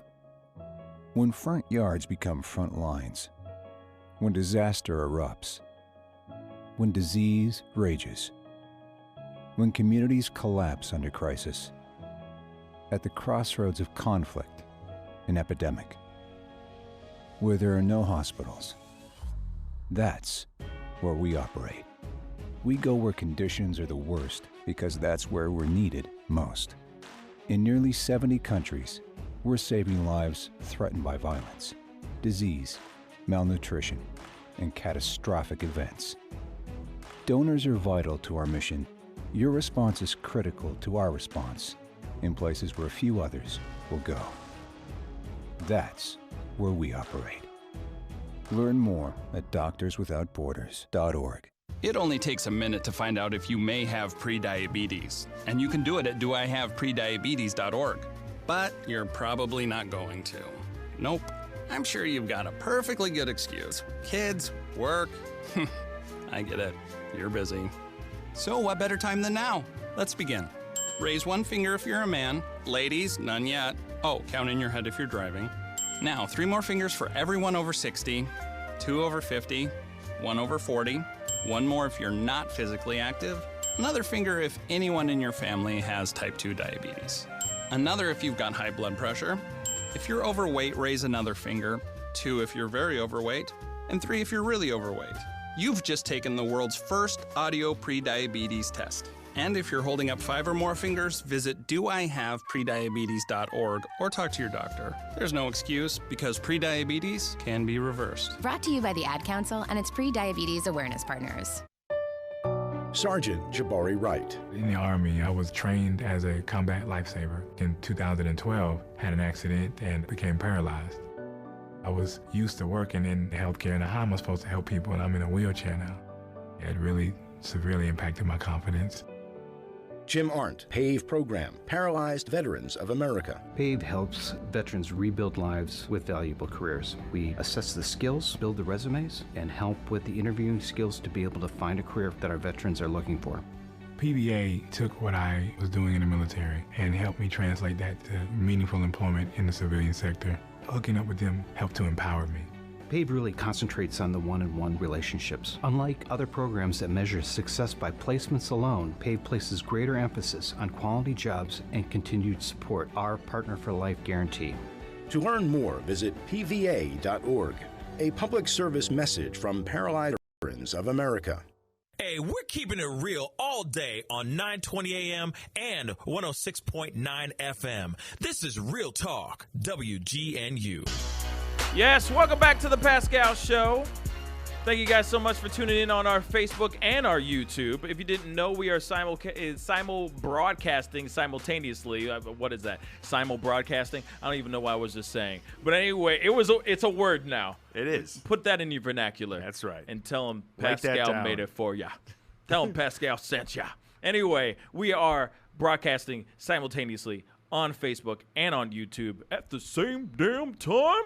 So anyway, thank you guys so much for tuning in, commenting, and being a part of this crazy show called The Pascal Show. Anyway, we are still here with film critic Dan Buffa, and we still have the wonderful Ed Herman in the house. Oh, thank you sounds guys. so good. Oh, of course. Just cut that off right there. Yeah. The wonderful Ed Herman. And play it to yourself every morning you get up. Every single day. That's right. The fantastic, the amazing. You know like what I a mean? mantra. Yes. Look at yourself in the mirror and say, I'm good enough, smart enough, and gosh darn it, people love me. Yeah, that's what I'm going to do. There you go. Super small. Like, that's what the beard is for. Yeah, I love that beard, though. I love it. I'm loving that beard. So anyway, the Oscars. All right. Did you watch the Oscars? I watched all the Oscars. Usually Good. every year, it's the one award show I do, because as I point out every year, this is kind of like the World Series, the Super Bowl. This is the one they want to win. But no offense to the Screen Actors Guild and the Golden Globes and the National Board of Review. This is the one actors and writers and directors want to win. Of course. Right. It's the This biggie. is the big one. Yeah. Yes, it is the very, very, very, very, very, very big time, the ultimate cherry on top that basically covers your entire year of hard work. Because they can change it. Because then, when you're an actor and you win that, any movie you want to get, that marketing studio can go, well, we can put Oscar nominated. Oh, yeah. And that just changes the whole marketing It does. thing. Yeah. It's funny because every single time, like especially for example, when they did Best Original Score, right? Yeah. And the Joker won for Best Original Score. The girl goes up and receives the Oscar. I'm looking at her and I'm going, man, her price just went up. Like 5 times over, and her Rolodex, her Rolodex is about to thicken up so thick now because she won that Oscar. Yeah, and because those are the two components of that movie that made it great, were Joaquin Phoenix and that score, because that score just drowned that film in this ever-growing dread. You knew it wasn't. It was just perfectly toned. It wasn't theme driven. If somebody said, "Sing me the theme to Joker," no, there's no. It's not like a John Williams thing where that melody. You know it right away. It really was a true score. It even was a Hans just creating Zimmer. the emotion of the scenes. It did, and really, it was simplistic stuff too. I mean, she's just a musician who happened to do a film score, and it's just great, that she's all of a sudden getting thrown into this world. But like you said, her price just went way up because you won. I mean, again, everybody knows the Joker, but people will now go, oh man, I wasn't really paying attention to the score. Now I'm going to go back and listen to it. So everybody's going to buy that soundtrack today. Oh yeah, and the other thing is I think a lot of people got really excited because it was a woman that won as well. Yeah, because I think she was the only woman in that whole. She was. It's not a category that you typically see a lot of women. No, there have been female winners before. Oh, okay. And that she was not the first in that, but it is pretty rare. It's rare. Yeah. Because I saw everybody kind of get real hyped that it was a woman. They were like clapping even harder. I'm like, okay. People that didn't like Joker, like yes. Yeah, exactly. So let me ask you this: what did you think of the hostless Oscars this year? I always think unless you have somebody you really want and you can get them ready like in October, November, I don't like when they force a host. I think Kevin Hart would have been great. I even campaigned for The Rock to do it because he's just so funny. But if you don't have somebody that can get prepped and can get really ready for it, it's just basically presenters, and they all get a chance to kind of have those 4 or 5 minutes of fame. So I like it, especially if it's I thought Ellen DeGeneres did a great job. She's always great though. Like when everybody brought in pizza and they're eating pizza in the middle of the Oscars. That was all really these smart. very diet trained stars are going, wait, I can have pizza tonight? Yeah. Oh man. I'm working on that. I'm getting ready for that big Marvel movie. They're going to text from their agent going, don't you take one bite of that pizza. It better be gluten-free, son. It better be. Soak the grease off that slice. Did you feel that the Oscars last night were lacking a little bit for major stars? It seemed like in the front row, you had Tom Hanks and you had Brad Pitt and Leo. Yeah. They were all nominated. Yeah.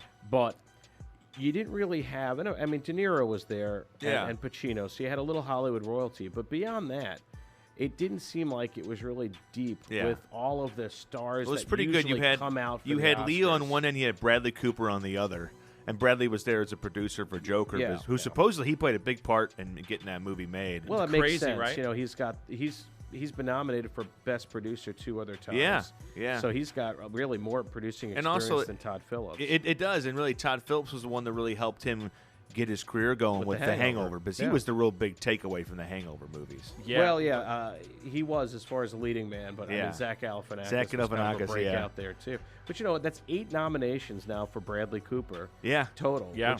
Did you ever see that coming? No. Like 4 for acting. And 3 back when for he was playing producing and the 1 for bully writing. in Wedding Crashers. Yeah, when I saw him in Wedding Crashers, I thought, well, this guy's a douche. Zach. He was such a douche. Yeah. But now everybody loves him. Everyone. He's really talented. But he's always played the douche.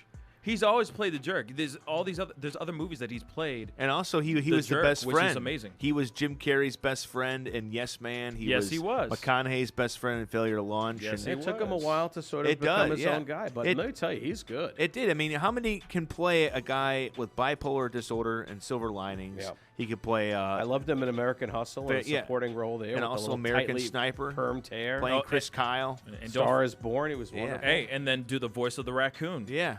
Rocket the Raccoon. Raccoon. The guy's killing it. Yeah, he is. He's got some talent. Let me He's ask you a talented question, dude. since we have you and you're an expert, if you don't mind me asking. Oh, sure. Go ahead. Do you Expert with feel, quotation and this marks is not around to it. take anything away from Parasite, because I thought Parasite was a terrific movie. Yeah, sure. But do you feel that in recent years, with all of these other award shows being televised now, because now the Critics' Choice is televised. Yeah, and they're all getting all on of these there. are coming. You feel that sometimes the Oscars feels a little bit more pressure to pick a different winner for Best Picture, just so there is a distinction. Because, 1917 won the PGA, the Producers Guild Award. It did, yeah. And it won the Directors Guild Award for Sam Mendes. And, those have historically been the biggest precursor to the Oscar. It was almost a given.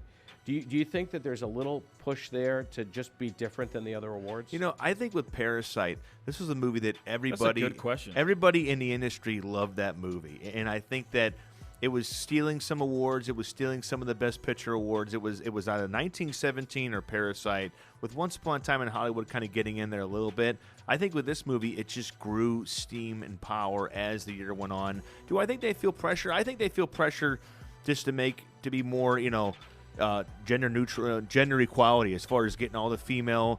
No female directors were nominated this year. There wasn't a lot of the African American nominees. I thought Sterling K. Brown was great in Waves, but I think as far as Parasite, I think everybody just really liked this movie. I thought it was good. I need to watch it again. I didn't love it. I also didn't love 1917. Really? But I've heard so many great things I about thought 1917. 1917 was visually spectacular. That's why it won. That's why it won right. Best cinematography. It was a little. It was a little visual. tone deaf, though. It was just a little bit, and it was a little light on story. I mean, it was just the classic, very simple. What Hitchcock would have called a MacGuffin. Just this is the thing that sets it in motion. Here's your mission. Two guys. Go do your mission. Yeah, Right. but with Parasite, I think people in the industry just love that movie. I mean, Quentin Tarantino loved it. Everybody pushed it, and I think as far as giving speeches, Bong Joon-ho was just great because he actually looked over at Scorsese and said, hey, I remember reading your stuff when I was a film student. Yeah. And then he told Todd Phillips, can I chop this into 5 pieces? And I think he really meant it. Some guys just say that stuff. But he doesn't have, he won 3 of them last he night did himself. And I thought that when Alfonso he Cuarón give won them it, all. I thought when he won for Roma, when he won Best Director and Best Screenplay, and it won Best Foreign Film, as it was called Foreign Film at that time. I thought that, man, maybe this guy's going to pull it off. This guy's going to do all of them. Again, as far as quality, I thought it was even very good, but it was a strong year. But I think as far as feeling pressure, I don't think there was pressure. I think this movie just was unstoppable. Well, and what I found out last year when Cuarón won for Roma, that when you win the old category Best Foreign Language Film this year, it's Best International You're Film. out of the Best Picture. Well, no, yeah, but you don't win the award. The country does. So, if you look up for Bong last night, technically he won 4. He did. Yeah, But he doesn't get credit for the Best International Film, even though it's his movie. Yeah. He wrote it, directed it, and produced it. He doesn't get that Oscar. He cooked the food. Officially, the Oscar belongs to South Korea. Now, I don't know where they keep it. I don't know who gets to keep that award. It's just, I think there's just some movies. Because another movie that was just beloved that I thought it was okay was No Country for Old Men. I love that movie. I thought it was, first half of the movie was great, but then something happened halfway through, and I was like, what is going on? I just rewatched that this weekend, actually, because it was on cable. I love that movie. I feel the same thing about The Shape of Water. I'm really sorry, but I feel the same thing about Shape of Water. It was like, okay, it wins Best Picture, the whole 9. I go see it myself because I hadn't seen it yet. Yeah. And I watched it, and I'm like, this is what won Best Picture? You know what?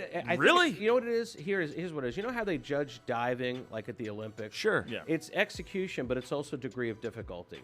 And I think with a movie like Shape of Water, it gets a lot of points for the degree of difficulty because you're like, let's have a love story here where she is a mute, so she can't speak. Yeah. And he's a fish, so he can't speak. Yeah. And how are we going to tell this entire Make love that story great. when the two of them can't even talk? Right. And then, of course, that amazing scene where the room is filled with water and Yeah. they're in it together. So I think agree. for that, it was really just they went for something so ambitious that even if it wasn't maybe as enjoyable to watch as some of the other pictures up that year, it won because it executed a degree of difficulty. Yeah, and see also, Okay, I see what you're one saying. film that I wrote about yesterday that I thought they really executed difficulty in making was Uncut Gems. Because you had the Safdie brothers who made Adam Sandler kind of the anti-hero, but they made Adam Sandler be something he's never been before. Well, okay, And no. yet, Hold that on. part seemed very natural Well, for him. so yeah, See, exactly. not for me. But I think it was different. It was different, but he didn't feel like he was acting. I'm sorry. He No, just it's felt okay. very natural. No. So the thing is like when you guys talk about that, okay, Adam Sandler, I don't agree with you. I'm so sorry, Dan, Yeah. because the thing is that a lot of his movies, he's playing that kind of character. It's just less. What's the word? Less. Maniac, sticky, sticky. No, Yeah. or less grimy. Less Yeah. grimy. It's like every other character that he's ever played is pretty much that character. You know what I'm saying? It's like, yeah, I don't know. I thought cantaloupe. the You know whole what I mean? look of Like, the it just seemed character, a the little way bit that like he that. moved, and the way that he was not a good guy, but you still really cared about. still were what rooting happened for That to was him. the challenge to that part, and that's why the performance was that good. Because honestly, it's very hard to think of any other actor that could have played, because he's not a likable character He's at not. all. Yeah. And He yet, betrays and that- so many people. Yeah, and yet you never stop liking him throughout the film. And for me, it was like You kept rooting for him. Yeah. The reason that Till the very when end. I compared it to, I compared it to Denzel in Training Day.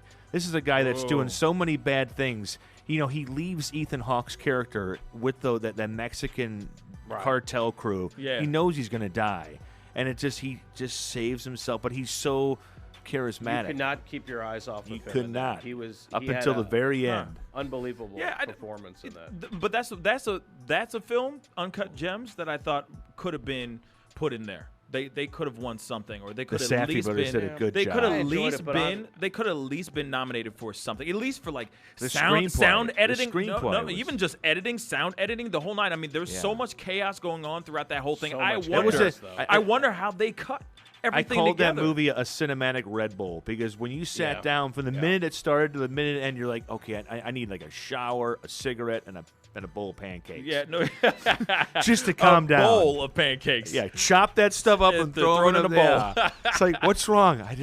I watched. I can't even describe it. Leave me alone. Yeah, it's some weird stuff, man. I'm telling you. And it's funny because that movie, the guy who played one of the henchmen, the Safdies found him in the subway. The guy who played Phil, the big tall guy that kept Oh, is beating that right? up. Yeah, that was his first movie. And Wow. and his mistress Julia Fox, that was her first movie. So they She was employed terrific. all these and Adina Menzel, who she thanked them, just thank you for giving me a role I didn't have to sing. She played No Adam kidding. Sandler's wife. Yeah, and she was really great in that movie She too. was Everybody great. did a really great Where job she in that fake movie. punched him. But that was just like, whoa, man. Even I jumped in the theater. That was pretty good. Yeah, no, but that's the thing. Like that movie, I felt like could have been nominated Yeah. for a few things. But that's the thing. I feel like there's a lot of movies I'll that tell you, this year to that me, could have been nominated. What really for got overlooked was things. Dolomite Is My Name. Yeah, which me too. I thought was Ah, terrific. No. And I mean, No. listen, Wesley I love Snipes. that movie. I love Wesley. Let me tell you, it was one of my favorite movies of the year. And let me tell you what it really. That's even upsetting. Even if you didn't get along with Eddie Murphy being sorry. nominated or Wesley Snipes, but how does Ruth Carter? Or did she do the costumes? I think. Yeah. She did Yes, that. she did. How do the costumes from that movie not get recognized by the Academy? I mean, that was a. I just love the part where he's in that action scene. He tells the guy, "Is there any moment where he actually kicks? Like, no, like what kind of plant is this man on?" I just So love you Wesley didn't like the Snipes. movie? No. So I liked the movie, but I didn't think it was Oscar nominated, Oscar worthy. I'll say this. I'll say why. Yeah. Hold on. I'll say Let me why. hear it. The reason why is because I felt like it was this it felt like a streamable movie. It was not like that. It just did not have that Hollywood, that film type of feel to it. It just didn't have the things that Does I the feel like it fact- needed in the background to make it feel like a Hollywood movie. I have a think you might have question. felt different if you saw it on the big screen. Yeah, and I also want to say, did the fact that it was on Netflix, did that kind of make it easier for you to No. go? It did. No, Okay, because, like, for these example- movies can fall prey to that. For example, you see something like The Irishman. I watched it. I streamed it. I watched it on Netflix. Now I can see why it was being nominated for all the stuff that it had in there. Yeah, The that movie acting, just the grows on directing. you. It's just a really. It's a decent enough Yeah. movie for it to be nominated for something. Now, when it comes to Dolomite Is My Name, that had so much potential to be something so much bigger than what it was. I felt many like it times was you a watch little it? bit twice. Oh, he I did watched watch it it twice. He watched it twice. I gave it a shot. No. I gave it a watched second. it twice, I too. gave it another watch because I wanted to see if I was losing my mind, and I watched it again, and I'm like, no, I still feel the same way. I feel like, yes, Eddie Murphy does a decent job, but at the same time, I feel like it was just kind of like a paint by numbers movie. Interesting. It felt like a paint by numbers movie of a kind of like a feel good type of thing where you're like, okay, yeah, I'm gonna go get up and make that movie I've always wanted to I make. think it kind of helped. You see what I'm saying? I But didn't know a thing also- about that guy either. Also, I've also seen another movie that was almost exactly the same thing. Mario Van Peebles did a movie called Badass, which was a recreation of a biopic of his father's movie, Sweetback's Badass Song, right? So it felt like that movie all over again. So I felt like I've already seen this movie before. I've already seen this. Because you asked about have you watched it once. I mean, here's a crazy thing about Once Upon a Time in Hollywood. The first time I watched it, I saw it at a screening. I thought it was good, but I didn't love it. And then since I have a friend that works at a theater, and the theater people, they'll play the movie a couple days before because they have to make sure it's going to play right. I watched it again. I watched that movie twice inside of 7 hours. Wow. I watched a 3-hour movie, and when I left it the second time, I thought it was fantastic. Right. That movie, I've watched it like 6 or 7 times already. It's just Every one of these time you things pick up something. you do. It's really rich, and I think in any other year, and maybe if it had come out closer to Oscar season, it would have helped. Because to me, like Roma, the authenticity of that, you felt like you were in It was 1971 Mexico. Yeah. This was sort of like that for me for Hollywood 1969. I felt when I left, I thought the two biggest stars of the movie were Hollywood and 1969. Yeah. And then only after watching it a couple more times did I really fully appreciate how because great Brad Pitt was. And you get to see how great Leonardo DiCaprio is because he plays a character that's all over the place. He's this former TV star who's seeing his life, kind of his career just go down the drain, and especially when he plays that cowboy. Yeah. That scene was really great. Yeah. Well, but the thing is I knew for a fact that he was not going to win the Oscar. No, he hadn't won for that anything. movie. Yeah, not for that movie at all. Just Leonardo DiCaprio. Now Brad Pitt, obviously, because he was everything in that movie. And also Brad Pitt giving a shout out to the stunt guys last night was great because I am a guy who thinks that there should be a stunt coordinator. Well, I they agree do with that that. at the SAGs now. Because they added that to the SAGs. Yeah, the stunt, because stunt without the stunt crew and John Wick, that movie loses half its power because I mean it's so authentic the way they do it. Yeah, that's the thing. I was going to say that too. John Wick for at least the first movie. Let's just start with that one. The stunt choreography, just the stunt work in that movie was so amazing. And obviously, they've just kept pushing the envelope and keep on just going as far as they can, as far as stunts go, when they, even into the third one. You know, when they pull the camera back, and see in some action movies, they speed up the scene. Yeah. But you can tell that's just Keanu and this, and him and Common are just beating each other up. Oh, yeah. And he's flipping him, and then he's flipping him, and it's not like sped up. It's just two guys on a street fighting. Getting into a tussle. And then they have a drink toe-to-toe. together. That's the best part about it. Best part of the class in that movie. The scotch class. Together. Oh man, it's he goes, so good. Is it still bourbon neat? Yeah. Yes, it still is. Yes. Yes, it is. Anyway, we got to go to a quick commercial break. We'll be right back. This is the Pascal Show. Bye. WGNU is Real Talk for Real St. Louis, and we're coming to you live on 920 AM and 106.9 FM. You better ask somebody. You can also find us streaming live on RealTalkWGNU.com. All up and down the East and West Coast. That's Real Talk WGNU on RealTalkWGNU.com. Point, click, and hey, listen live. Well done. Bear up. Let's go! Dixon, deep three. Yes! Dixon is on fire. Headed to Silva for a high-flying slam. Head coach Dana Ford and the Missouri State Bears men's basketball team ready to take the Missouri Valley Conference by storm. Join us for every Bears dunk, block, three, and steal. Join us for every Bears moment. Join us on the Missouri State Sports Network. Pain or no pain, your wisdom teeth should be checked every year. If wisdom teeth come in properly and meet the right conditions, they are generally safe to keep. But left unchecked, they can put you at risk for gum disease, tooth decay, and damage to adjacent teeth. Some wisdom teeth grow in at such an angle that they never break through the gum, which can lead to tooth decay gum disease, cysts, and tumors. These impacted teeth can only be seen on x-rays, so the damage they may cause can go undetected if they are not checked by a dental professional. Some people just don't have enough room for another tooth in their mouth, so their wisdom teeth can affect adjacent teeth when they come in. This can make it difficult to chew, difficult to keep them all clean, and misalign your teeth. Not all wisdom teeth need to be removed, but they all do need to be monitored by an oral and maxillofacial surgeon. Find a surgeon near you for a complete examination. If your wisdom teeth do need to be removed, the procedure can be done in an office setting with minimal post-operative pain and swelling. Remember, pain or no pain, your wisdom teeth should be checked every year. Find your local oral and maxillofacial surgeon at myoms.org. Did you know a vehicle is stolen once every 40 seconds in the United States? The cost adds up to over $6 billion a year, which leads to higher auto insurance rates for all of us. But there are steps you can take to help put the brakes on vehicle theft. When you leave your vehicle, always roll up the windows completely. Don't leave valuables in the car. Take the keys or the fob with you. Lock the doors. And if you are out at night, always park in a well-lit area. For an extra layer of protection, install an audible alarm system or tracking system, and use steering wheel or brake pedal locks. If you have information on vehicle theft, contact the National Insurance Crime Bureau. Reach us at 1-800-TEL-NICB. That's 1-800-TEL-NICB. Or visit our website at www.nicb.org. A public service message from the National Insurance Crime Bureau. What's up, y'all? You're on WGNU 920 AM and 106.9 FM. Real talk for real St. Louis. Welcome back to the Pascal Show. Let's get into it. All right, we are here still with film critic Dan Buffa.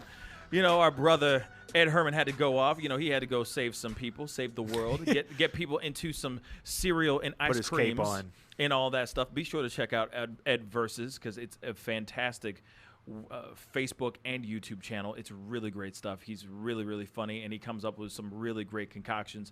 And he has his thoughts on a lot of great stuff in regards to airplane etiquette, to concert going etiquette, to movie going etiquette. It's some really great stuff. Go check him out. He talks about his stuff nobody wants to talk about, but we need to talk about it. But we need to talk about it. He's like, important. and another thing.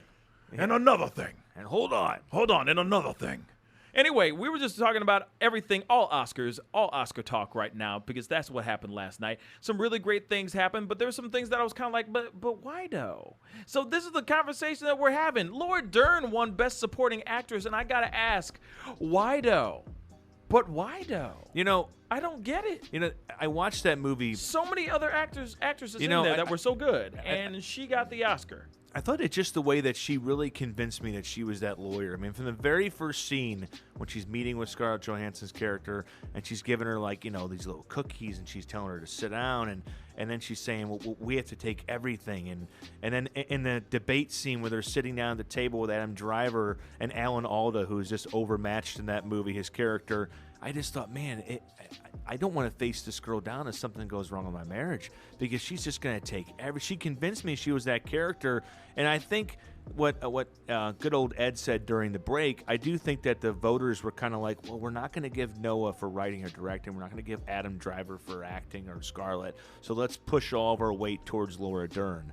Even though I kind of thought I was wrestling up until even last night with her, Scarlett Johansson, who plays the mother of the young boy in Jojo Rabbit, and she has far less scenes, and she really just, you know, makes a mark on you in that movie, playing this German mother who was hiding, who's hiding a Jewish girl in her house during the height of World War II. Yeah, I haven't seen Jojo Rabbit personally. It's something else, and I heard it's something else. It's just Taika Waititi, who just goes, I'm gonna get this book about a kid having an imaginary friend who is Adolf Hitler. Yeah, I'm gonna make it in a movie. That's normal. But I tell you, he succeeded. It wasn't easy, but this guy also gave Thor a sense of humor in Thor Ragnarok. So he's definitely got a way with making something you go, there's no comedy there. He finds comedy in it. Yeah, it's interesting that he did the angle that he did in regards to Jojo Rabbit. Yeah. And of course, trying to find the comedy within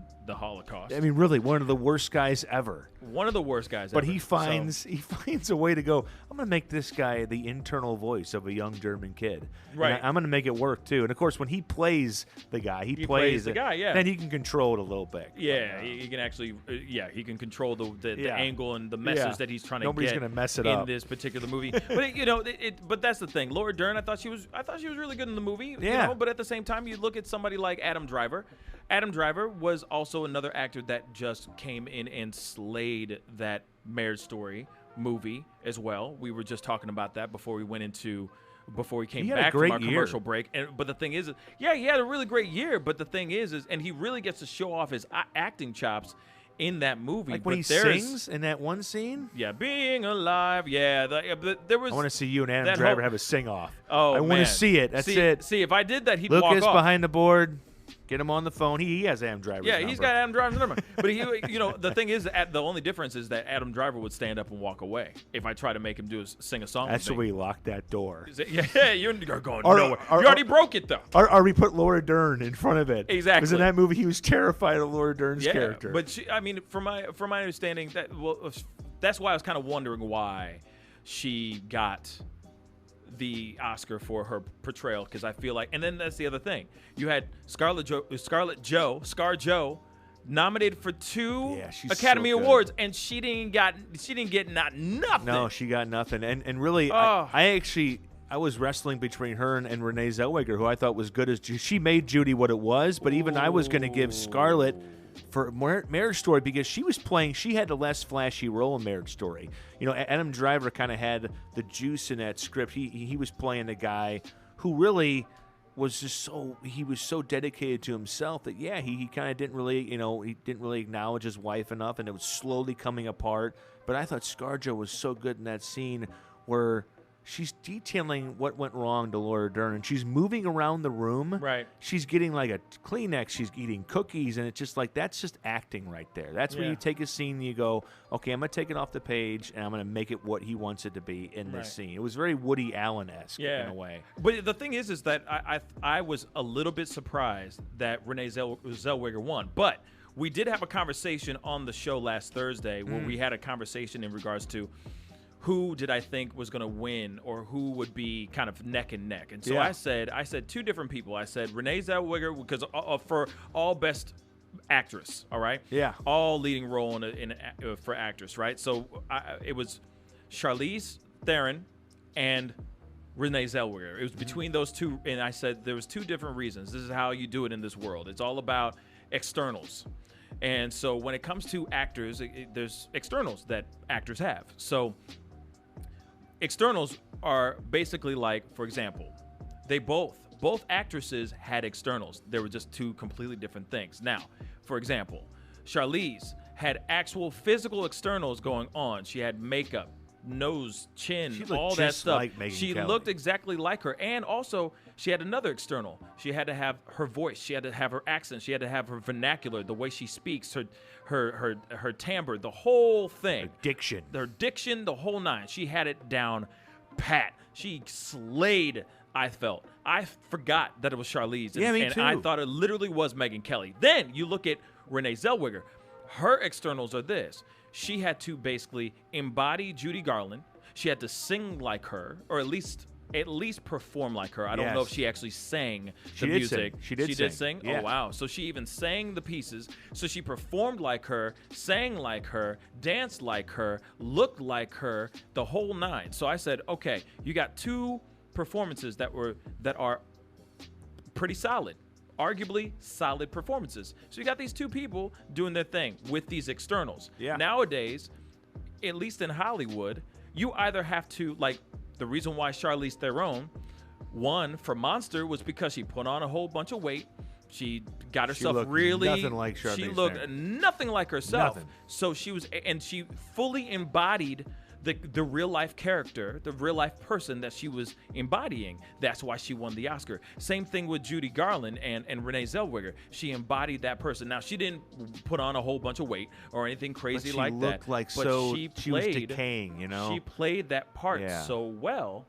That's why she won. Or that's why I felt like those 2 people, Charlize and Renee, were neck and neck in regards to winning the Oscar this particular year. But They were, I'll yeah. say this. I was very surprised that Renee won. Because was I also literally was like, when they were pulling out the envelope and they said, hey, and the Oscar goes to, I was like, all right, Charlize. And they go, Renee. I'm like, what? Like, well, I mean, the thing is about Wow. Renee, she had been winning. I mean, she won a lot of the awards. So I thought she was going to win. And I thought that when I was really surprised at her. I know she's from Kentucky, man, but I didn't know she had that accent. She man. had a thick accent, When she was too. like, "Yow," was so good. I was like, "Whoa, you're Yeah. not, you're supposed to sound like very innocent, like Renee Zellweger." I don't know. I guess I never heard her really talk before, but Yeah. I don't know. She really, in a movie like Judy, I think without her, that movie just falls apart. In Bombshell, Charlize was so well supported. Margot Robbie and Nicole Kidman, even John Lithgow playing Roger Lithgow Ailes. was dope. Yeah, so much better than Russell Crowe and his bat suit. I'm surprised Showtime. that, no kidding, I agree with that too, but I'm surprised that he didn't get nominated. I think it was so packed because you had two guys from The Irishman, Brad Pitt, I mean, even Tom Hanks, and, it was just, again, it was a really good year. So I thought when the nominations came out, I was like, man, this is going to be hard for these people to choose. But you also got to remember, even when he did his performance, John Lithgow, he still sounded like John Lithgow. So it wasn't like, he's talking like this and, he's talking how he speaks. Yeah. You know what I mean? So it wasn't very The like. bad guy from Cliffhanger. Yeah, man. You know what I'm saying? So it wasn't like. Terrorize poor Sly Stallone. It wasn't like he was sounding exactly No. like him. He was No. just in a fat suit playing the part. That's where but- maybe Russell Crowe, his voice was good. Maybe you combine those two. Oh, his voice was really good Yeah. in that, and I was like, man. But I just saw the Gladiator. The series was just not that good. Eat a bunch of donuts. That's basically. I saw Gladiator eat a bunch of donuts. Yeah, no And kidding. he became Roger Ailes. It's like, what happened to you, Gladiator? Are you not entertained? Are you not? You are now. entertained? You are Yeah, now. with some donuts. That sounds fire actually right now. It does, doesn't Donuts it? sound good So right that's now. it. That's what I did. But but that's the thing. Like him, I felt like it was interesting that he didn't get at least a little bit, nod, yeah. toward a nom towards his direction. But then that's the one thing that sucks about The Irishman is that there were so many people in that movie. Just great performances. All great performances, but at the same time, it's like, dang, not one of them got nothing. No, they got nothing. Irishman got 0. They got 0. That's another film Even that kind of just VFX, died. The VFX, not even VFX. Yeah. They didn't get It got nothing. It got I'm nothing. like, dang, Or man. They have 2 rows of people, but nobody got to walk up. Yeah, it was very upsetting. Yeah. What he needs, you see, that's the thing. Martin Scorsese, I'm a huge fan, of course. Who isn't a big fan of him? He's really, really great. He's very, very talented. But at the same time, what he needs to do is do another Departed. Period. Yeah. He needs to do Just do another it. Departed type movie, and Yeah. he'll be all right. I think it's because the movie was just too long. Yeah. Sorry to say it like that. And I really think people see. I didn't have a problem with the de-aging. I thought there was only one part of the movie where I thought the de-aging was a little bit too much. Is when they go back to when he's in the war, Right. And he's shooting the 2 guys above the grave. That's when I was like, okay, that's video game De Niro. That's a little bit too much. But everything else in the movie was great. They did a good job. Grand Theft Auto De Niro. Yeah, it was like, whoa, man, his face is over here, and the most other part of his face is over here. But I thought the whole movie worked, but I think people, they didn't really jump on the de-aging train.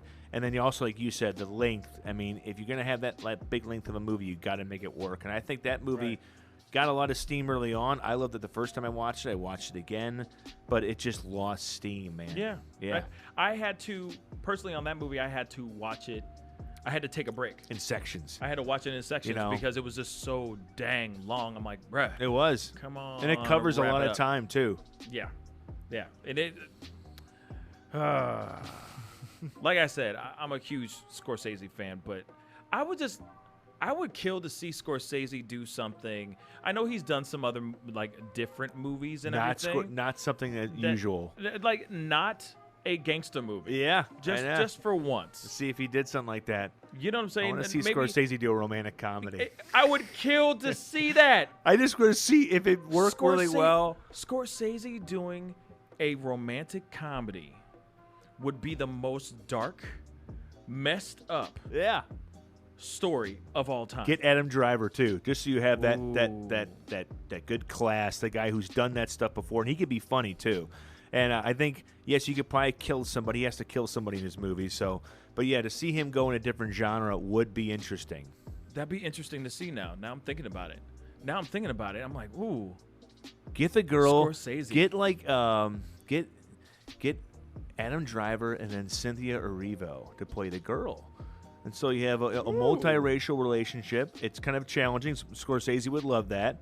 Just because he needs a challenge. You can't just do a romantic comedy. He has to have. Are you sure he's doing a challenge? Yeah. Like, think about it. Yeah. He's doing Irishman, which basically is another Goodfellas, which is like, you know what I'm saying? Like, he's done a bunch of movies that are like another Goodfellas. Like Goodfellas looking back on their life of regret and violence. But yeah, to do a movie with some inspired casting in a different genre that'd be something like people that go, okay, what can he not do?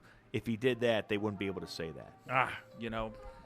Martin, if you're listening. Yeah, no kidding. Scorsese. I know right now, Marty, after hey. up all night, you're a lot of partying. He probably went to bed at like 11. No kidding. But if you're up listening to the show, home. we have given you your new task. After your other 9 projects, you just can slide this one in. Yeah, do a romantic comedy. Yeah, man, do it and get inspired with the casting. Maybe get some different people, or maybe redo I Love You to Death. Yeah. Remember that movie? Yeah, I remember that. Yeah. That's a spicy meatball. That's right. You know what I mean? Yeah, it's Italian. It's Italian.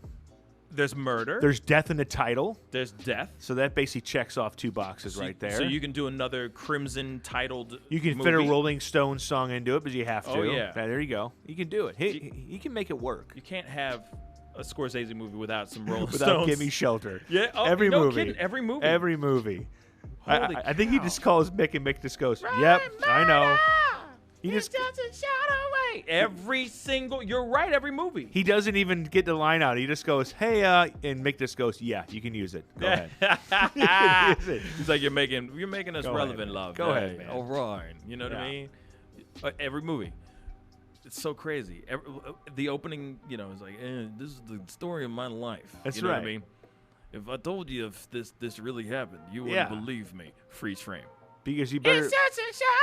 Every Scorsese movie. And back in time we go. And back in time. Yeah. Back in the day, it's man, that's crazy. Today was the first day of the rest of my life. That's right.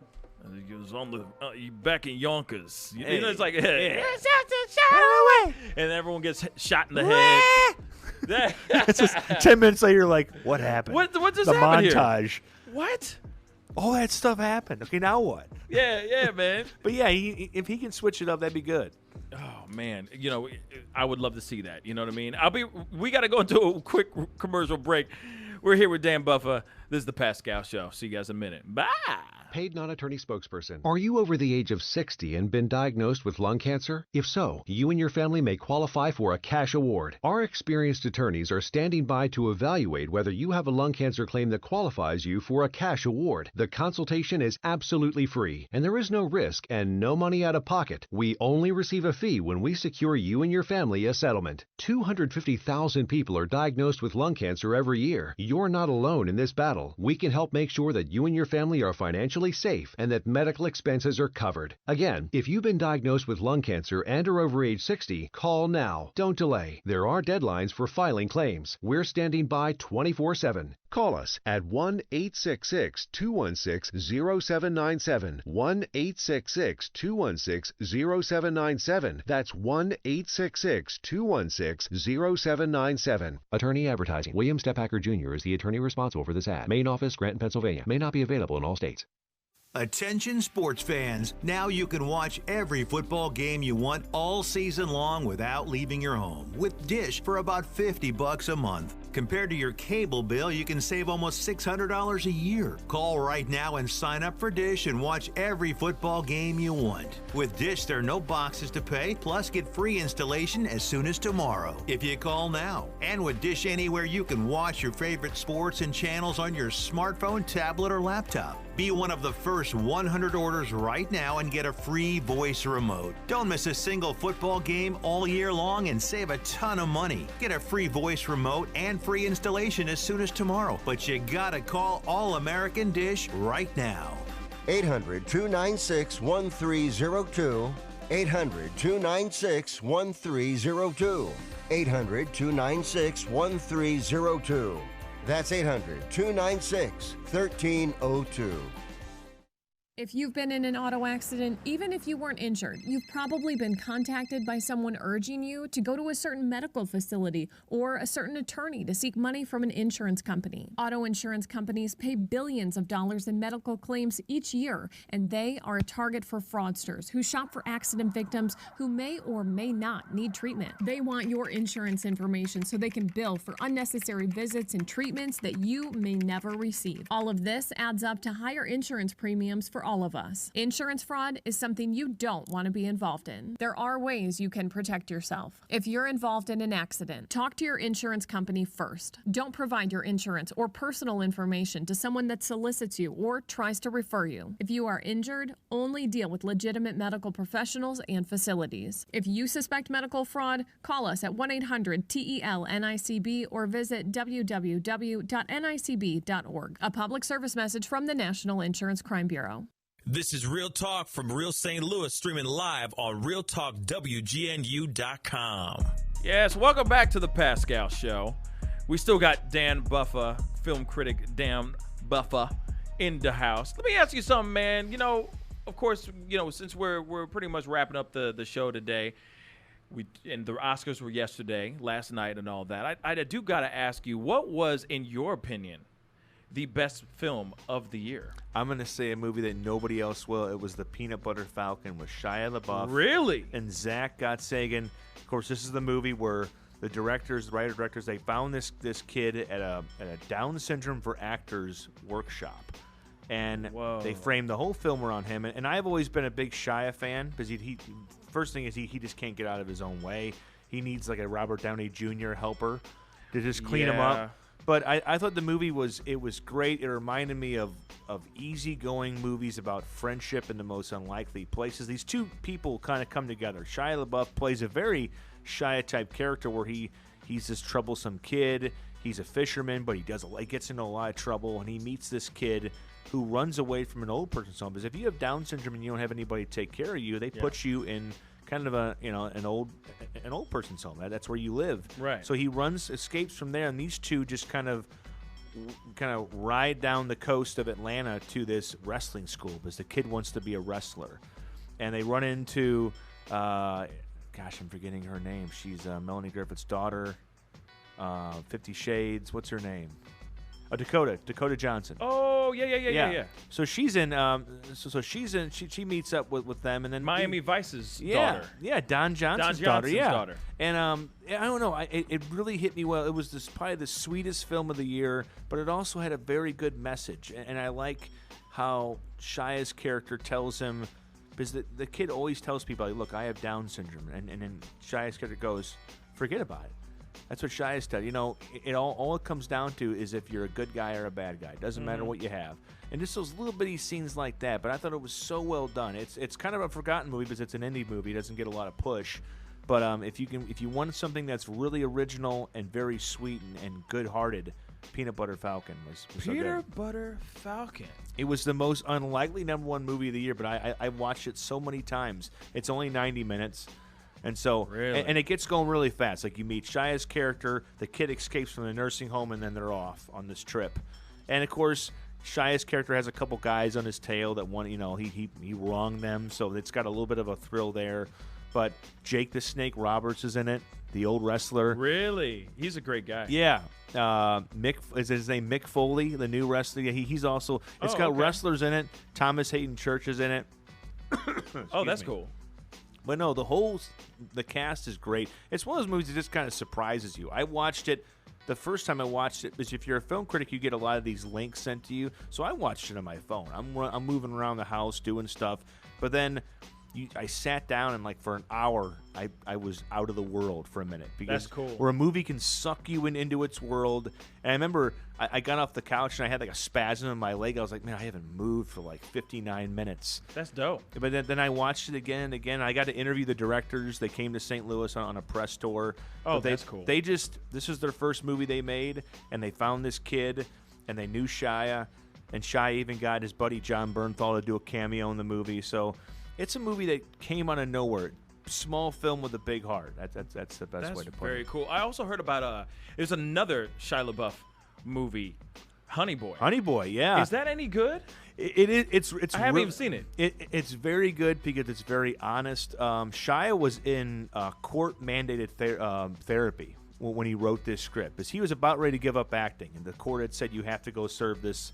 You have to just basically go here. He was starting to crack. Well, he was getting involved with the police. He was kind of getting in public fights with the police and people, and so they said you have to go do this. And so when he was in this therapy in this center, this rehab center, he wrote this about his father, because I've always thought Shia was a kid who never got to have a childhood. He was an actor due to his dad at a very young age. He was put into that show business world at a very young age, so he didn't really get to be a kid. I always thought that kind of affected his rise and his growth as a person.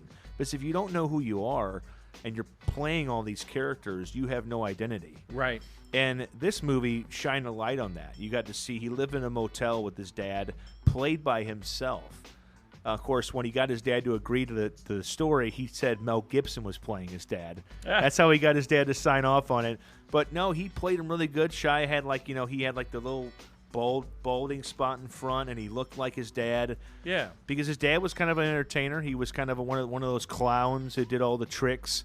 But I don't know. I thought it was well done, and it was really honest. And the kid was good in it who played his son, who played Shia's character. So I thought it was an enlightening movie, if anything. That's cool. That's cool. Yeah, big year for Shia. I mean, of course, he didn't get a lot of Oscar buzz because they're not ready to embrace the bad boy yet. So he's got to do it again. Yeah, he's got to have to put in some work. He's got some recon work to do. Or getting that Scorsese romantic comedy. Maybe he's the guy instead of Adam Driver. Yeah, Driver's kind of busy, so maybe they get Shia. Ooh, that'd be interesting. Yeah, that'd be interesting. You just got to find the right female, though. But then again, though, Adam has a lot to do to make up for Star Wars. Sorry for saying that. But I wasn't a big fan of Rise of the Skywalker either. I thought they just kind of did let's do this. Why? Let's bring him back. He's dead. Let's take back everything that the other director He was a just bad did. guy, and all of a sudden he's a Completely good knock guy that now. all out and just bring him all it's back. almost like the director said, you know what? I'm going to delete this computer history. I'm going to delete this whole file. Yeah. Scrap the mainframe. But no, I just thought that movie, they brought back somebody that was gone, and then they made him a good guy inside of 5 minutes. All he has to do is get his mom's voice in his head and get stabbed in the chest. That's it. Yep. Yeah. Oh man, it was so. I don't know. It let me down. I think they wanted to also make Adam Driver sexy. Yeah. I think that's what they wanted to do. They were trying to give make him him some the sex appeal. semi-love interest. Yeah, they were trying to give him some sex appeal. Because nobody was liking moody Adam Driver in those movies. They weren't enjoying that. They were like, let's make him sexy. The movie, let's have. In The Force Awakens, he's like, I'm going to honor you, Father. And then by the end, he's like, I love you, Daisy. Yeah. And it's just over. I'm sorry, Dad. I'm sorry. And then I'm going to throw my lightsaber. Dude, you dropped your dad off of that plank. What the heck? It was very. It was kind of disappointing. It was entertaining, though. That's the best way to put it. It was disappointing. It was disappointing. I think it was crowd pleasing in a bad way. Oh, it was basically. It's like fan. What was it? Fanboying or fan whatever. Like fan friendly. Fan friendly. And it's also. It was like they read all the blogs. Yeah. All the internet. Oh, they're blogs, very and mad. And they're like, okay, you know what? We're gonna take away everything that Ryan Johnson I compared just it made. to a quarterback taking the pass and then just doing a check down pass out to his running back. Right. He was like, instead of going downhill. You know what? Or downfield. We're gonna do a side lateral real quick, and we're gonna send it down 4 this yards. Way. But we're gonna go the other way. We're gonna go the other end zone, not the end zone that we're supposed to score. No. We're gonna go the opposite way. Why? Because it seems like everybody's rooting for the other team, so I might as well go this way. Yeah, that's right. That's what it felt like, and I'm like, fans are getting mad. My God, where did the movie go? What happened? So the second movie didn't exist. It seems like they were just like, let's even like the actors. Let's like a little smudge. Let's smudge even that out. John Boyega was like, he actually said like, man, it was just a different script. It was like what happened there? Yeah, and then of course, then obviously there was the conversations of John Boyega's character and Oscar Isaac, and Oscar Isaac's character, maybe getting together. Maybe they're forcing him in there, and then it never happened. Then also John Boyega's thing going, oh, I can sense the force. Like what? So yeah, he's force sensitive. What's going on, man? How many people can sense the force? Do you take some kind of pill and then all of a sudden you can sense the force? He must have had his Sunny D for the day. Yeah. That's what happened. He just was like, nah, I don't want the purple stuff. I don't want the got, soda. Let me get some of that Sunny D. Wow, I can feel the force. He got those donuts that we've been wanting. That's what happened. The donuts all day long. Anyways, movies all day long. We could talk about this. We could talk about this for hours, of course. But I want to say a big thank you to Dan Buffa for coming through. Can you tell everybody where they can find you, all that stuff? Yeah, I'm at KSTK News. I write about sports and entertainment, and I'm also at St. Louis Game Time. I write about the Blues. I am on Twitter at Buff82. I tweet way too much. Those are the words of my wife and my mom. And I'm on Facebook as well. And Instagram's kind of hard. I'm on there, but you can't really grow a following on Instagram. But I'm on there at Buff82 as well. Yeah, Instagram's a funny one. Unless you use 25 filters or hashtags. Yeah, 25 hashtags, and then, of course, hashtag human. Hashtag this is me. Hashtag I'm sitting in a booth. Follow. That's right. Like for like. Then of course, but then you got to make sure it's a thirst trapping photo. Yeah. You got to be, butt out on the sink. You got to get that winter filter in there too. Oh, exactly. Makes you look better. Oh yeah, you got to do something in there to entice. Yeah. You know what I mean? People do that for a living. Insatiate the visage, That's right. the eye goggles. Do or something different. The eyeballs. Anyway, we got to get going. Big thank you, Dan Buffa, for coming through. Thank and, you. of course, Ed Herman of Ed Versus. Go check his stuff out. He's really, really great, really, really funny. Anyway, it's time to go. Be good to yourselves. Be good to one another, and have a marvelous Monday. We will see you guys tomorrow, Tuesday, 9 a.m. to 12 p.m. This is The Pascal Show. Bye. Hey, what's up, y'all? It's your boy Pascal. Thank you guys so much for tuning in. Be sure to check out our Facebook page, facebook.com/The Pascal Show, for all of our upcoming interviews, games, and our huge giveaways of fantastic swag. Check out facebook.com/The Pascal Show, and be sure to tune in weekdays, 9 a.m. to 12 p.m. right here on WGNU. Peace. You know, honey,